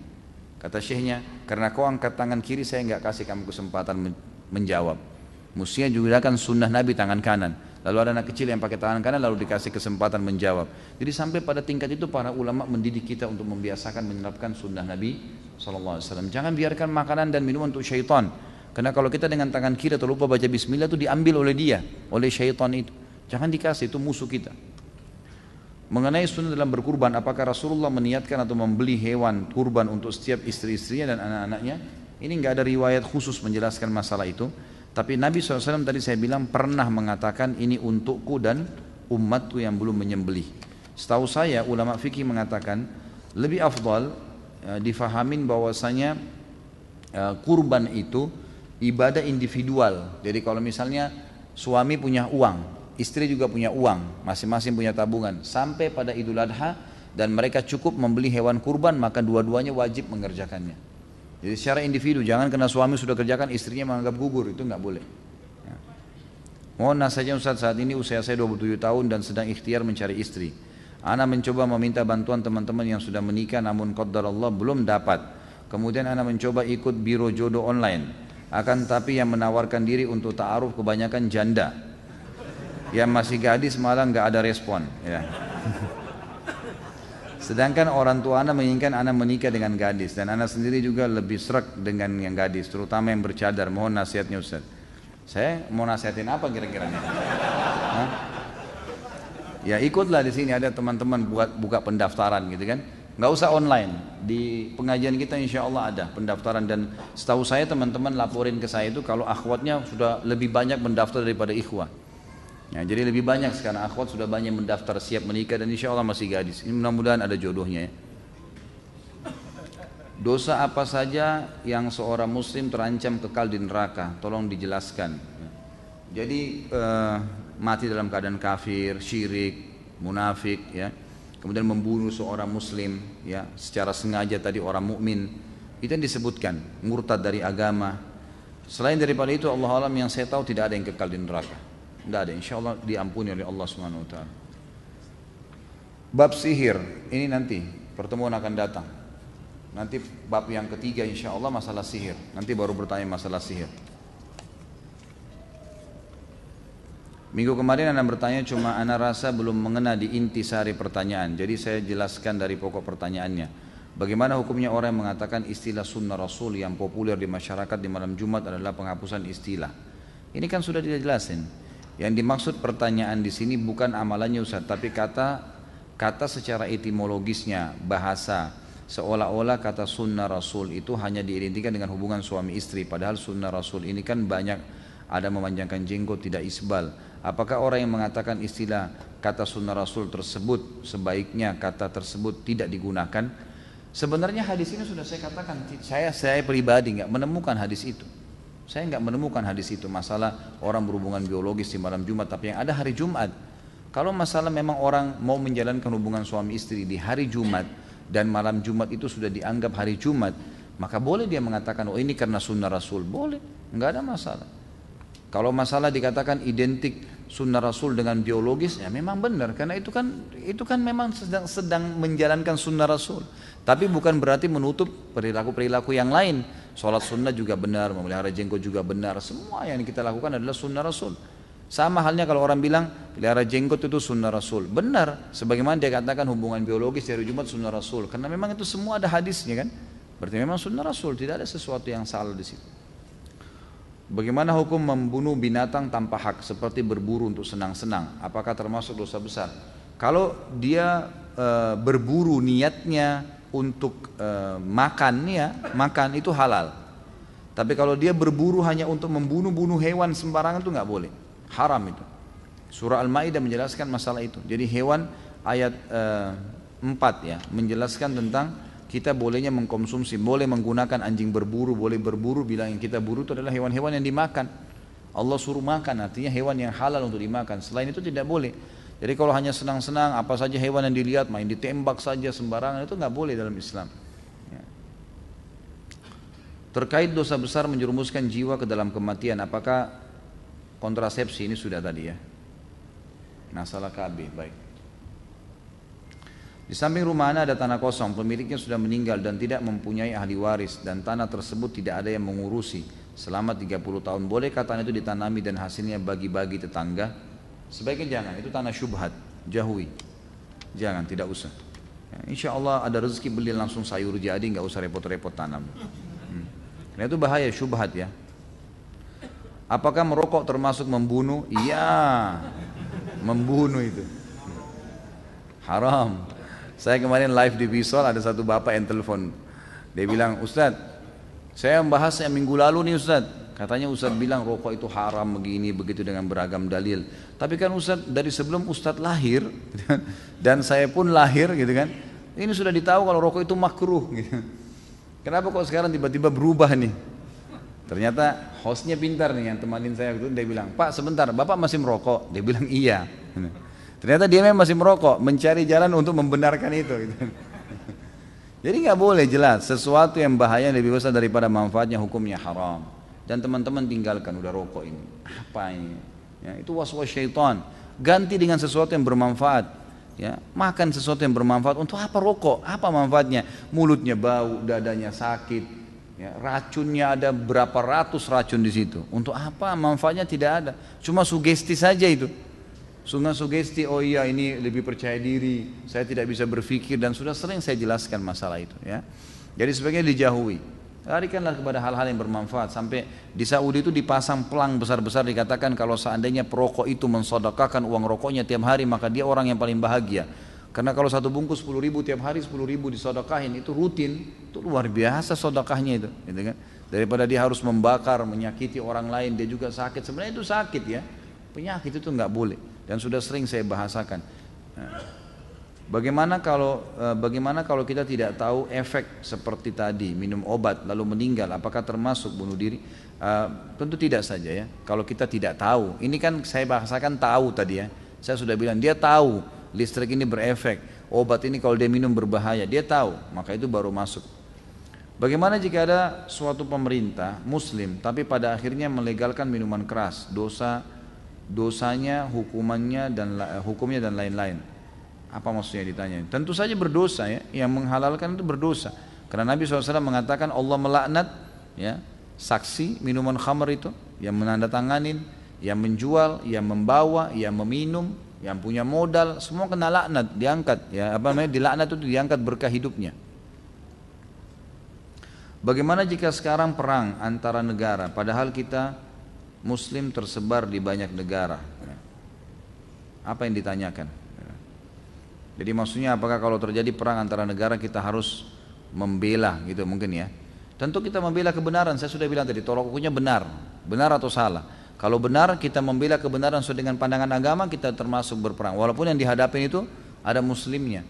Sama muslim kalau dia masuk dengan pasukan non muslim dan dia tahu ini kebenaran yang sedang dia bela, termasuk dan itu benar di mata Allah, maka berarti dia juga termasuk mendapatkan syahid insyaallah.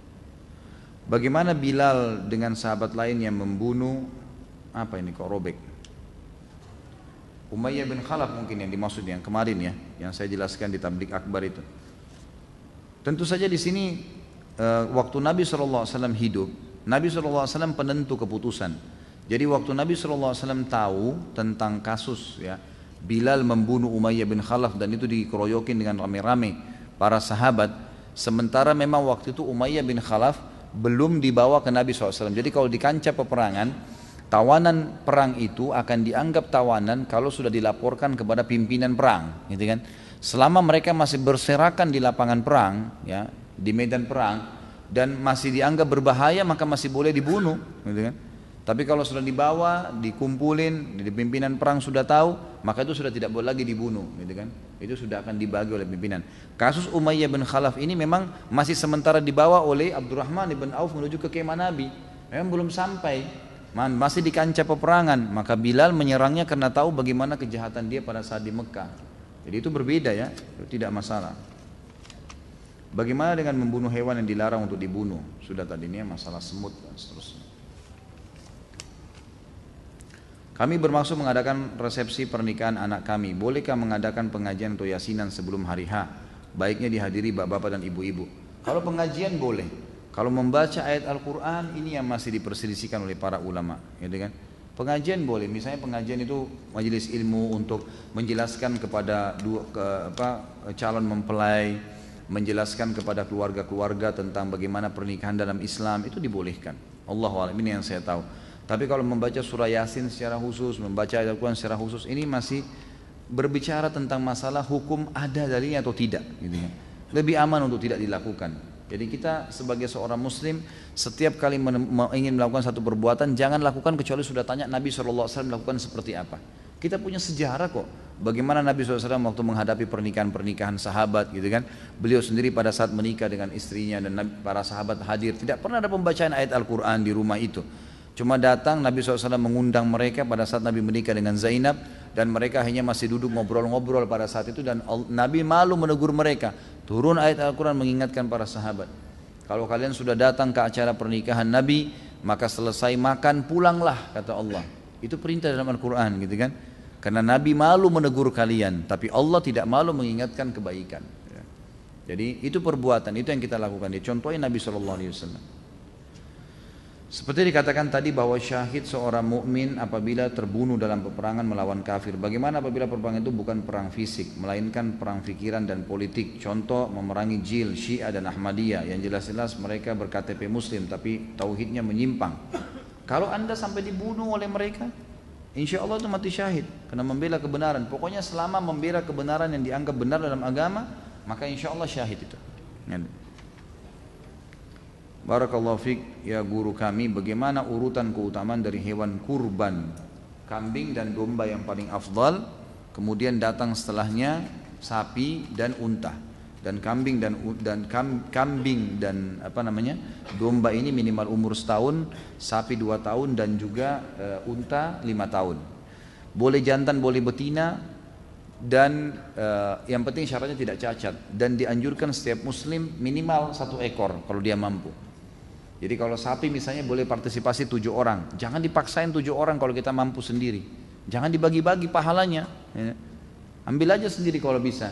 Selama kita bisa kita ambil semua, kalau kita nggak bisa baru aja orang lain, gitu kan. Maka itu juga pahalanya besar. Dahulukan kalau kita sudah ada di situ andil, kemudian kita ajak orang lain terlibat, boleh. Tapi kalau kita ambil andil yang maksimal lah setelah kita lakukan itu, ya. Itu yang mestinya dilakukan. Allahu a'lam. Jadi tetap didahulukan kambing ya. Kapan saat wanita melakukan sholat duhur di hari Jumat? Afdolnya apakah setelah azan atau habis sholat Jumat? Tentu setelah azan. Ulama sepakat mengatakan tidak harus menunggu selesai khutbah. Boleh setelah azan duhur perempuan sudah boleh sholat, azan Jumat perempuan sudah boleh sholat duhur. Apakah gelar sallallahu alaihi wasallam hanya untuk Nabi Muhammad atau nabi-nabi lain? Apakah kita juga bersalawat untuk mereka? Tentu untuk semuanya ya. Tapi biasanya kalau nabi-nabi yang lain itu lebih fokus kepada alaihi salatu wassalam. Tapi boleh kita mengatakan Isa sallallahu alaihi wasallam, boleh. Karena semua nabi-nabi memang diberikan salam kepada mereka. Apabila Qabil berarti mendapat dosa tiap keturunan Adam membunuh, iya tentu saja. Dan itu hadis tadi sudah menyebutkan masalah itu. Karena dia yang paling pertama menjadi contoh ya dalam perbuatan itu. Ini sudah sama tadi pertanyaannya, amalan apa yang dilakukan di bulan Zulhijjah? Apa fadilah bagi orang yang berkurban? Ya, ini dapat pahala besar karena Nabi Allah SWT mengatakan dalam Al-Quran, A'udzubillahi minasyaitonirrajim, fasholli rabbika wanhar. Salatlah Idul Adha hai Muhammad dan berkurban setelahnya. Ada perintah fi'lul amr, pahalanya besar. Kenapa pakai perintah? Dan kalau ada perintah berarti hukumnya wajib. Ini sama Nabi SAW juga mengerjakannya, maka orang mengerjakannya dapat pahala. Ya, insya Allah dapat pahala dari sembelihannya, dapat pahala dari uang yang disedekahkan, dapat pahala juga dari memakan dagingnya. Ya. Larangan apa saja yang dihindari bagi orang yang berkurban? Dan apa hukumnya kalau melanggar? Setahu saya cuma sunnah saja tadi, tidak memotong kuku dan memotong rambut. Selebihnya nggak ada masalah. Apa pendapat Ustaz tentang buku Fikih Sunnah karangan Said Sabiq? Setahu saya itu buku yang bagus sebenarnya ya. Buku yang bagus, cuma memang sebagian ulama sudah beristihad coba menggali lagi buku itu, kemudian mengeluarkan judul buku sekarang namanya Sahih Fikih Sunnah, sudah terbit. Jadi hadis-hadis yang lemah dikesampingkan dan ditulis di footnote kalau ini lemah, kemudian dimuat hadis-hadis sahihnya. Dan saya tahu sudah terjemahan bahasa Indonesia malah. Ada terbitan pustaka Tazkiyah menerbitkan buku judulnya Sahih Fikih Sunnah. Yang tadinya Fikih Sunnah cuma 1 jilid, ini malah menjadi 5 jilid dengan keterangan-keterangannya. Allahu a'lam. Yang saya tahu itu bagus ya. Cuman yang lebih baik kalau dicari yang sudah revisi, yang sudah diperbaiki, jangan yang induk awalnya, karena masih banyak hadis yang diluruskan oleh ulama. Bagaimana cara menghadapi suatu kasus korupsi jika saya menemukan apa ini kasus tersebut. Ingkar mungkar, kalau kelihatan depan mata kita harus ingkar mungkar dengan cara meluruskan, menasihatin, melaporkan. Kalau sampai dia tidak mau meninggalkan, harus dikerjakan, diingkar mungkar dan tidak boleh didiamin. Ustaz, jika puasa Daud lalu di bulan Zulhijjah ini saya ingin mendapatkan pahala keutamaan seperti jihad, jiwa dan harta, lalu meninggalkan tidak membawa kembali keduanya. Saya puasa 1-9, tidak Daud. Saran saya kalau sudah Daud tetap puasa Daud saja. Karena puasa Daud tetap mendapatkan pahala juga di Zulhijjah, gitu kan? Tetap aja. Tapi kalau Anda mau batalkan, boleh saja batalkan puasa Daud karena sunnah. Sunnah boleh kita batalin kapan saja. Dibatalin puasa Daudnya lalu diniatkan puasa nanti baru dilanjutin lagi puasa Daud, boleh saja. Tapi sudah batal puasa Daudnya. Karena syarat puasa Daud harus sehari puasa sehari tidak, gitu kan? Kalau saran saya lanjutin aja puasa Daudnya, tetap itu lebih afdal. Karena tidak bisa dibantah sabda Nabi SAW, afdalus siyami saumu Daud. Ya. Puasa yang paling afdal puasanya Nabi Daud. Kana yasumu yawman yuftir yawman. Dia berpuasa sehari, dia berbuka puasa sehari. Jadi itu lebih afdal.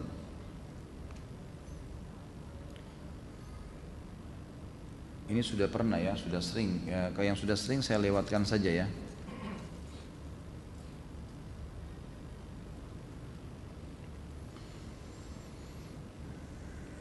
Saya mau tanya, ada teman saya punya kebiasaan suka kentut sembarangan. Terkadang di kantor ketika semua pada kumpul, ia melakukan terkesan sengaja. Menurut Ustaz bagaimana perilaku seperti ini? Ini adab ya. Jadi dia tidak haram tapi adabnya. Jadi lebih baik jangan. Subhanallah, Allah Subhanahu wa taala memberikan fitrah di dalam diri kita. Jadi ada hal-hal yang memang secara alami manusia nggak suka dan itu Allah sudah tentukan sebagai hal yang tidak baik. Misal tiba-tiba orang lewat kita tepukin tanpa sebab, atau kita iseng teriak di kupingnya orang, atau kita ngupil di depan orang, meludah sembarangan. Ya tadi kentut sembarangan. Itu pasti semua orang nilai buruk. Nggak ada orang yang nilai baik, walaupun orang kafir gitu kan. Secara fitrah berarti itu kata ulama masuk dalam adab pergaulan. Harusnya dijauhi. Dan jangan dia bangga dengan perilaku buruk seperti itu masuk dalam bab akhlak ya. Ada bab akhlak itu sebagian dia jaga, lebih baik dia jaga. Karena kata ulama, hal-hal yang berbau akhlak ini adalah bagaimana seseorang menjauhi semua yang manusia tidak suka secara alami. Termasuk tadi buang angin sembarangan, hal-hal yang pasti orang lihat buruk, orang semua nilai buruk walaupun tidak kenal dia. Kalau dijauhi berarti dia punya akhlak yang baik. Dan ingat kata Nabi SAW, tidak ada yang lebih berat di timbangan hari kiamat dibandingkan dengan akhlak yang mulia. Termasuk akhlak sih. Jadi jangan dianggap itu sebuah prestasi, malah ketawa, malah ngakak, malah dia bangga kalau itu dianggap sebagai sebuah simbol dari dia, itu malah tidak baik, harus diubah. Ya. Siapa kelompok ISIS, Syiah dan Wahabi? Apa fadilah bagi orang yang mati syahid? ISIS tentu kelompok yang mereka membentuk kesatuan. Jadi memfokus untuk mendirikan khilafah di Syria dan Baghdad di Irak. Jadi ISIS itu Syria dan Irak gitu kan, untuk mendirikan negara di sana dengan cara-cara yang mereka lakukan. Sampai sekarang yang saya temukan adalah para ulama menegur perilaku mereka dari cara-cara untuk membunuh semua orang yang tidak faham gitu kan. Kemudian banyaknya hal-hal yang sekarang ini terbuka. Ada banyak tulisan-tulisan sekarang, artikel dalam bahasa Arab, foto-foto yang ditemukan. Jadi pimpinan-pimpinan mereka ini bersatu satu sama yang lain. Jadi seakan-akan sengaja dibentuk untuk meributkan umat Islam ini, gitu kan? Itu yang lahir. Sekarang ini kayak ribut sekali antara ISIS sama Syiah. Dua-duanya punya pemahaman-pemahaman yang perlu diluruskan. Ya. Dan jelas pemahaman mereka dibongkar oleh para ulama dan disampaikan. Jadi memang sebaiknya dijauhi. Dua-duanya ini dijauhi. Kalau masalah Wahabi itu istilah yang digunakan oleh orang-orang Syiah untuk meredam dan membuat kaum muslimin tidak menyukai orang-orang yang mengikuti sunnah Nabi. Karena yang dikatakan Wahabi itu orang yang malah sibuk dengan mengikuti sunnah Nabi.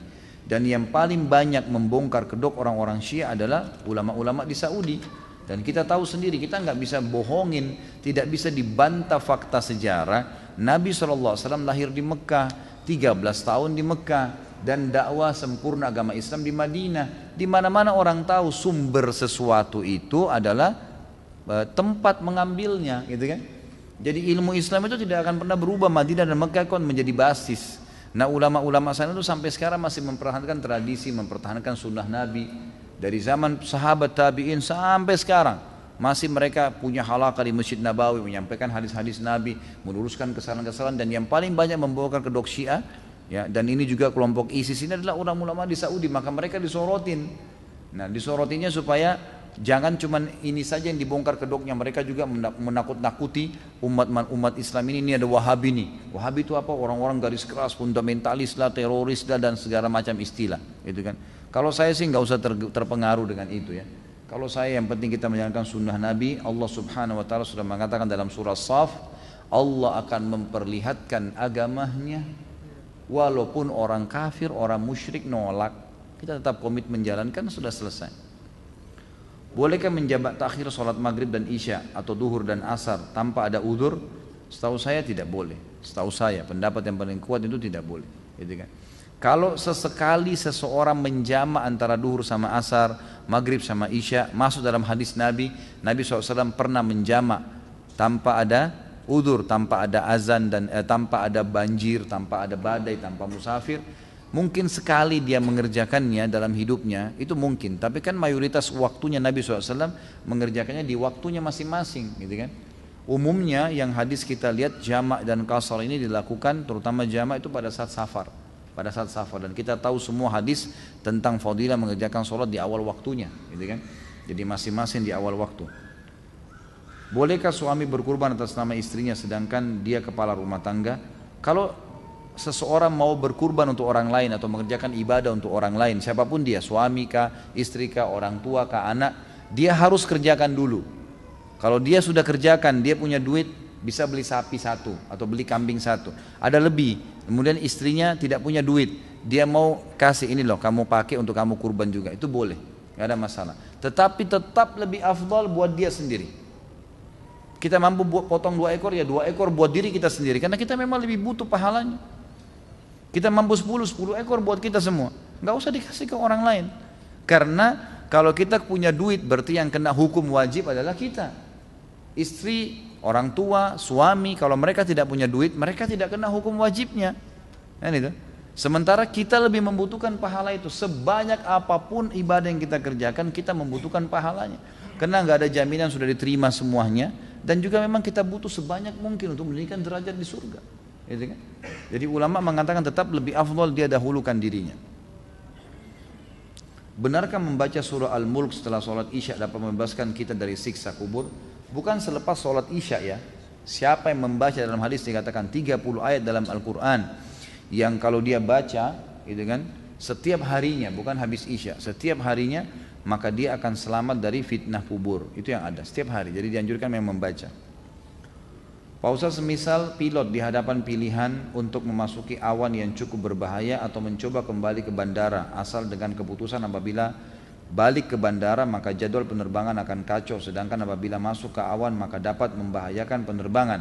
Namun dalam pandangan pilot memasuki awan tersebut adalah pilihan yang lebih baik karena si pilot merasa masih bisa mengendalikan pesawat. Namun yang terjadi ternyata pesawat mengalami kecelakaan dan menyebabkan penumpang meninggal dunia. Apakah pilot tersebut termasuk pembunuh sedangkan pilot hanya salah mengambil keputusan? Subhanallah, sebelum orang mengambil satu keputusan, siapapun dia ya, Allah Subhanahu Wa Taala dengan kemahaadilannya itu selalu memberikan kepada jiwanya ada keputusan yang lebih dominan. Asal dia minta petunjuk sama Allah, Allah kasih dominan. Sebelum dia mengerjakannya, keluar atau enggak ya, nanti akan ada yang dominan, maka dia ikuti yang dominan itu. Kalau di sini dia betul-betul murni tahu sebagai pengalaman, pernah sekali, 2 kali dia masuk ke awan, ternyata awan itu masih bisa ditanggulangin sama dia dan kira-kira hampir sama lah keadaannya. Dia berijtihad, maka dia tidak berdosa. Tapi dia tahu secara ilmu, dan ini juga memang berbahaya sekali kalau dia masuk akan mematikan, dia kembali, nggak usah ambil resiko.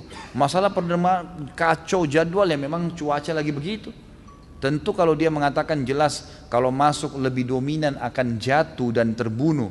Sementara kalau kembali hanya sekedar jadwal yang kacau, ya kembalilah. Tidak mungkin dia mengorbankan orang kemudian gara-gara nanti jadwal dikhawatirkan kacau di bandara. Orang juga tahu di bandara lagi ada di atas masalah, gitu kan. Orang kalau lagi badai walaupun kacau di bawah, diberikan kesempatan berangkat pun mungkin orang nggak mau, karena orang tahu di atas ini ada masalah. Tentu lebih baik dia kembali. Kalau saya melihat Allahu a'lam lebih baik dia kembali. Kalau dia tahu itu berbahaya dan dia paksakan, maka dia termasuk membunuh. Nggak boleh kan gitu. Bagaimana Islam memandang eksekusi hukuman mati yang dilaksanakan oleh pemerintah Indonesia dalam aturan perundang-undangan saat ini, seperti contohnya hukuman mati yang dilaksanakan kepada para tersangka pelaku pengedar narkoba beberapa waktu yang lalu? Apakah itu termasuk dalam pasal pembunuhan dalam dosa besar? Tentu saja tidak, ya. Tidak, setahu saya tidak, karena itu termasuk dalam firman Allah Subhanahu wa taala, orang-orang yang membuat kerusakan di muka bumi, maka itu boleh dibunuh dalam Islam. Cuma memang proses pembunuhan Islam kan ada kisos yang dipenggal kepala. Sebagian ulama fikih mengatakan kisos kepala ini apakah hukumnya mutlak pakai pedang atau boleh dialihkan dengan cara yang lain, gitu kan? Itu khilaf di antara ulama tentang masalah itu. Tapi ada pendapat yang mengatakan intinya dia dieksekusi mati. Sebab kalau dia mati maka akan selesai kejahatannya, gitu kan? Sebuah negara melakukan dengan penembakan maka itu bukan berarti membunuh, bukan dosa besar. Pemerintah nggak berdosa karena memang eksekusinya harus begitu. Apalagi memang dalam hukum syar'i orang yang sudah menyebar kerusakan memang dipenggal, gitu kan? Memang dibunuh. Maka itu insya Allah tidak ada masalah. Tapi lebih sesuai dengan sunnah kalau dia pakai kisos, ya, dengan pedang. Mengenai puasa di awal bulan Zulhijjah, apakah pelaksanaannya ini sudah tadi, ya?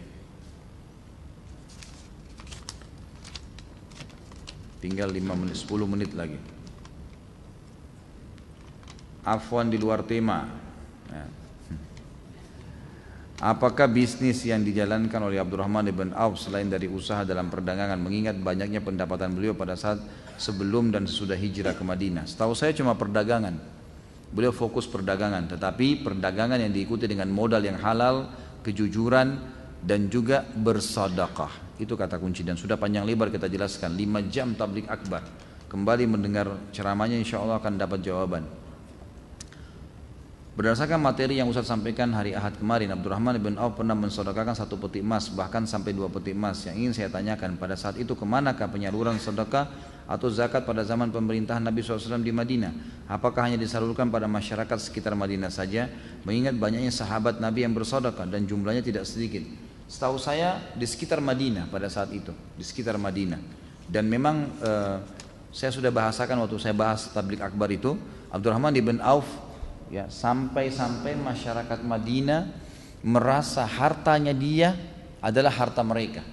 Karena hartanya sepertiganya dipakai untuk bayar utangnya mereka, sepertiganya untuk memenuhi kebutuhan mereka, sepertiganya lagi untuk cadangan kalau mereka butuh sesuatu. Terus begitu Abdurrahman lakukan dengan sedekahnya yang sangat banyak. Sampai di Madinah tidak ada lagi kesusahan pada saat dia masih hidup. Makanya waktu dia meninggal, Sa'ad bin Waqqas radhiyallahu anhu mengatakan, telah pergi gunung. Dia ini luar biasa ini yang pergi ini, yang meninggal ini betul-betul yang tadinya memenuhi semua kebutuhan umat. Apakah hak waris seseorang yang membunuh karena lalai menjadi hilang? Seperti yang tadi dicontohkan, seorang istri lalai tidak segera mengepel lantai yang basah sehingga suaminya terpeleset dan meninggal. Setahu saya tentu tidak, ya. Tidak hilang hak warisnya dia insya Allah. Karena ini memang kelalaian, gitu kan, kelalaian. Ada bahasan sendiri ulama bilang kalau dia sengaja ngambil pisau, dia sengaja menusuk, itu lain bahasannya. Itu pun masih dibahas oleh ulama, tidak ada hubungannya dengan warisan. Bagaimana hukumnya orang-orang yang membunuh dengan sihir dan perantara jin? Sama saja. Berarti dia membunuh, kan? Dia membunuh di sini. Bagaimana hukumnya? Nanti kan kita bahas juga insya Allah di bab yang ketiga masalah sihir nanti. Bagaimana hukumnya apabila ada orang yang membunuh dengan ain? Apakah hukum kisos berlaku padanya? Tentu tidak, karena ain tidak kelihatan. Kisos itu dipenggal kepala berlaku pada saat memang kelihatan juga dengan fisik, ya. Kalau ain itu kan dengan mata dia panas, hasut, kemudian orang jadi sakit gara-gara itu. Kata Nabi SAW, mayoritas umatku meninggal disebabkan karena ain, hasutnya seseorang. Tapi itu tidak ada kisosnya, karena tidak kelihatan dia memenggal atau dia menusuk orang, kan gitu.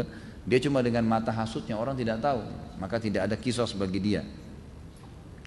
Bagaimana hukumnya membunuh perampok yang sedang kabur karena gagal merampok? Contoh, seorang perampok ketika melakukan aksinya gagal lalu kabur, sementara orang yang dirampok mengejar dan berhasil membunuhnya. Tentu kalau orang sudah lari, gitu kan, lari dalam arti kata tidak ada sesuatu yang diambil, sebaiknya jangan dilakukan. Mungkin ditangkap, mungkin ini ya, gitu kan.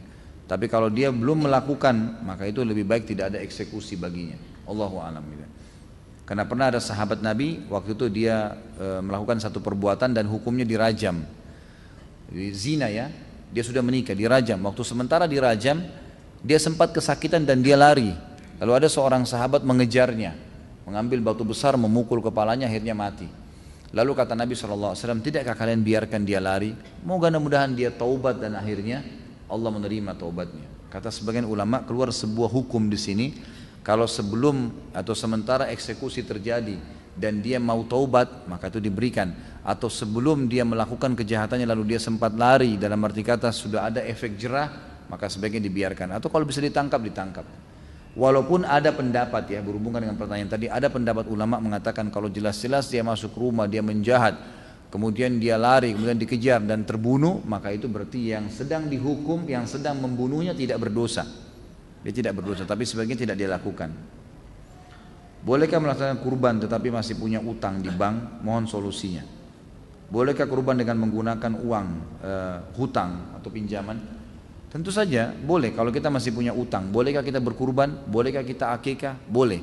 Asal pada saat tiba masa pembayaran utang kita bisa membayarnya. Misal antum masih punya KPR. KPR ini harus dibayar 10 juta lagi. Setiap bulan 1 juta. Tiba bulan pada saat kita mau bayar 1 juta itu, bertemu antara membayar utang yang 1 juta dengan membeli hewan kurban. Yang didahulukan bayar utang. Tapi kalau bukan di waktu itu atau antum sudah bayar utang, ternyata bayar utang KPR tadi sudah dibayar 1 juta, utang masih 9 juta, tapi bulan depan sekarang masih ada uang lebih untuk kurban, ya berkurban. Karena dianggap antum bulan itu sudah lunas utangnya untuk bulan itu, bulan depan ya urusan bulan depan gitu. Jadi tetap menjalankan itu ya. Masya Allah. Alhamdulillah besar tulisannya. Seorang suami yang tega terhadap istrinya, membiarkan istrinya mencari nafkah tanpa peduli ia sibuk dengan kegiatan yang tidak bermanfaat. Apa maksudnya? Saya bekerja mencari nafkah, pergi pagi pulang malam tanpa dipedulikan, sementara ia sibuk dengan dirinya sendiri. Dia nggak pernah ikut campur dengan mencari nafkah untuk keluarga. Pertanyaannya apa nih? Apa dia berdosa kali ya? Dia berdosa tentunya. Dia berdosa dengan perbuatan tersebut, dan orang yang tidak memberikan nafkah itu berarti sudah boleh dia minta, yang perempuan sudah boleh minta cerai. Jangan bertahan dengan suami yang tidak jalankan kewajibannya. Dan itu memang itu hukum syar'i.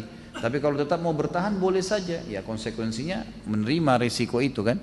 Karena pernah ada sahabat yang saya pernah ceritakan pulang ke rumahnya istrinya selingkuh, lalu kemudian dia melapor ke Nabi, ya Rasulullah istri saya selingkuh sama laki-laki lain, berzina. Ya. Maka Nabi SAW mengatakan ceraikan. Kalau gitu sudah, dia sudah buat maksiat dosa besar, jangan tinggal sama dia. Kata dia, ya Rasulullah tapi saya mencintainya. Kata Nabi, kalau gitu pertahankan, tapi dengan risiko itu, gitu kan? Risiko itu maka harus ditahu, dia harus tanggung risiko itu. Ustaz Khalid semoga tidak tersinggung. Istri saya sudah tertarik dengan pengajian Ustaz Khalid, namun karena Ustaz Khalid poligami, istri saya jadi tidak mau lagi ikut pengajian Ustaz. Sampai saya sendiri jika mengikuti pengajian Ustaz Khalid sepertinya istri saya agak keberatan. Bagaimana cara mendakwahkannya? Hal ini terjadi waktu saya mengikuti pengajian A'agim dulu, mohon penjelasannya sejelas-jelasnya Ustaz. Ini penutup ya. Sebenarnya saya dalam berdakwah, teman-teman sekalian, yang saya sampaikan ini bukan perkataan saya ya. Apa yang sedang saya sampaikan? Hukum dari saya. Ini teman-teman duduk di sini di pengajian. Ini untuk mendengarkan saya pribadi atau ilmu agama yang sedang saya sampaikan. Ilmu agamanya, bukan karena saya berbicara. Yang menyuruh poligami siapa? Allah Subhanahu wa ta'ala. Saya melakukan juga, saya sebagai praktisi karena perintah Nabi SAW. Berapa kali istri saya tanyakan, kenapa kak poligami? Karena perintah Nabi. Saya katakan begitu. Dan saya selalu mendakwahi dia, mendakwahi istri saya supaya bisa menerima hukum Allah SWT ini, sambil saya doakan semoga hati mereka terbuka. Dan saya melakukan itu. Kalau masalah kasus saya menyampaikan hukum Allah lalu istri anda tidak mau dengar, tidak mau lagi datang pengajian saya, silahkan, terbuka sekali pintu. Masih banyak selain dia insya Allah yang mau hadir, gitu kan? Ya, saya tidak pernah terganggu dengan 1, 2 orang, 10 orang yang berhenti ikut pengajian karena saya menyampaikan bukan hukum saya, hukum Allah Subhanahu Wa Taala. Kalau dia mau benar, dia ikutin pengajian, tidak ada hubungannya. Masalah dia belum bisa menerimanya, dia berdoa kepada Allah Subhanahu Wa Taala karena ilmunya masih kurang, gitu kan? Nggak mungkin karena hawa nafsu dia atau kemauan dia lalu kemudian hukum Allah kita tolak, nggak mungkin itu, kan gitu. Tidak mungkin, mustahil. Siapapun dai yang takut kepada Allah lalu karena dia tidak mau poligami lalu dia mengatakan jangan poligami jemaah, nggak bisa. Allah Subhanahu Wa Taala yang perintahkan, walaupun dia belum mengerjakannya dia harus menyampaikannya hukum Allah Subhanahu Wa Taala. gitu kan? Kalau masalah dia tidak mau hadir silahkan, ahlan wa sahlan. Mau hadir alhamdulillah. Yang penting saya menyampaikan ilmu Allah Subhanahu wa taala, dan saya doakan mudah-mudahan Allah membuka hatinya. Biasanya justru orang yang kritis nanti malah dia yang hebat menerima itu ya. Biasanya begitu. Ya, mudah-mudahan insyaallah gitu kan, seperti itulah. Kalau antum mau hadir pengajian, pengajian yang antum hadiri itu bukan istri yang mengatur. Kenapa harus diatur sama istri? Majelis ilmu antum wajib hadirin. Kalau istri nggak suka terus kita nggak hadir, nggak ada hubungannya. Kan itu. Harus ar-rijalu qawwamuna 'alan nisa. Laki-laki yang menentukan perempuan, kalau perlu kamu harus hadir ke pengajian ini. Kita yang tentukan, bukan dia yang tentukan, kok terbalik nih. Kan itu. Harus perempuan dipimpin oleh laki-laki, bukan perempuan yang pimpin laki-laki, jangan dibalik. Kalau dibalik jadi kacau semua nih nanti.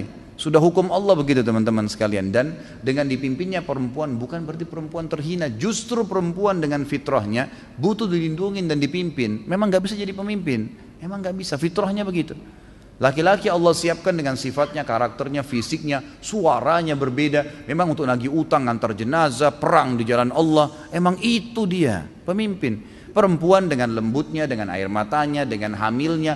Memang untuk di rumah, dipimpin, dinaungin, dilindungin. Jangan orang yang memang kasih sering sedih, manja di rumah. Orang yang memang urus anak, kemudian kita suruh memimpin di luar. Gak bisa, gak ketemu.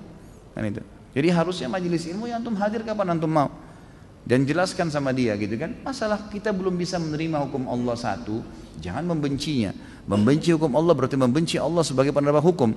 Saya dan siapapun teman-teman dai akan menyampaikan yang benar kalau dia takut kepada Allah Subhanahu wa taala. Allahu alam. Mudah-mudahan Allah membukakan hati-hati setiap orang muslim untuk bisa menerima hukum-hukum Allah Subhanahu wa taala. Dan ingat teman-teman sekalian, majelis ilmu gunanya untuk mengubah kita menjadi lebih baik. Kalau memang kita tidak bisa berubah menjadi lebih baik, maka tidak usah hadiri majelis ilmu, gitu kan? Ilmu tujuannya untuk menambah ilmu kita, mengubah kita menjadi lebih baik, lebih patuh kepada Allah. Dan dunia ini sebentar, kita akan lalui menuju akhirat. Semua orang yang menolak hukum Allah di dunia, wallah, demi Allah teman-teman, menyesal di akhirat. Menyesal, oh coba dulu saya terima, udah gak bisa, udah meninggal. Allah yang terapkan, tidak mungkin salah hukum Allah SWT. Kita yang harus bisa adaptasi. Kenapa Allah buat Ramadan sebulan ya? Allah maunya begitu, patuh. Kenapa enggak sehari aja Ramadan ya? Allah maunya begitu. Kenapa asar 4 rakaat ya, duhur 4 rakaat? Kenapa enggak digabung aja jam 2 sekali 4 rakaat? Loh Tuhan, kamu maunya begitu. Kitanya harus belajar, gitu kan? Kalau kita protes susah, nggak terima. Di akhirat rugi, di dunia juga rugi, kan gitu. Jadi harus hukum Allah diterima, pencipta. Jadi harus fahamin ya, masalah ini. Allahu a'lam. Mudah-mudahan apa yang kita bahas malam ini diberkahi oleh Allah Subhanahu wa taala. Mungkin begitu, mudah-mudahan bermanfaat. Subhanakallahumma bihamdika asyhadu an la ilaha illallah astaghfirullah wa atubu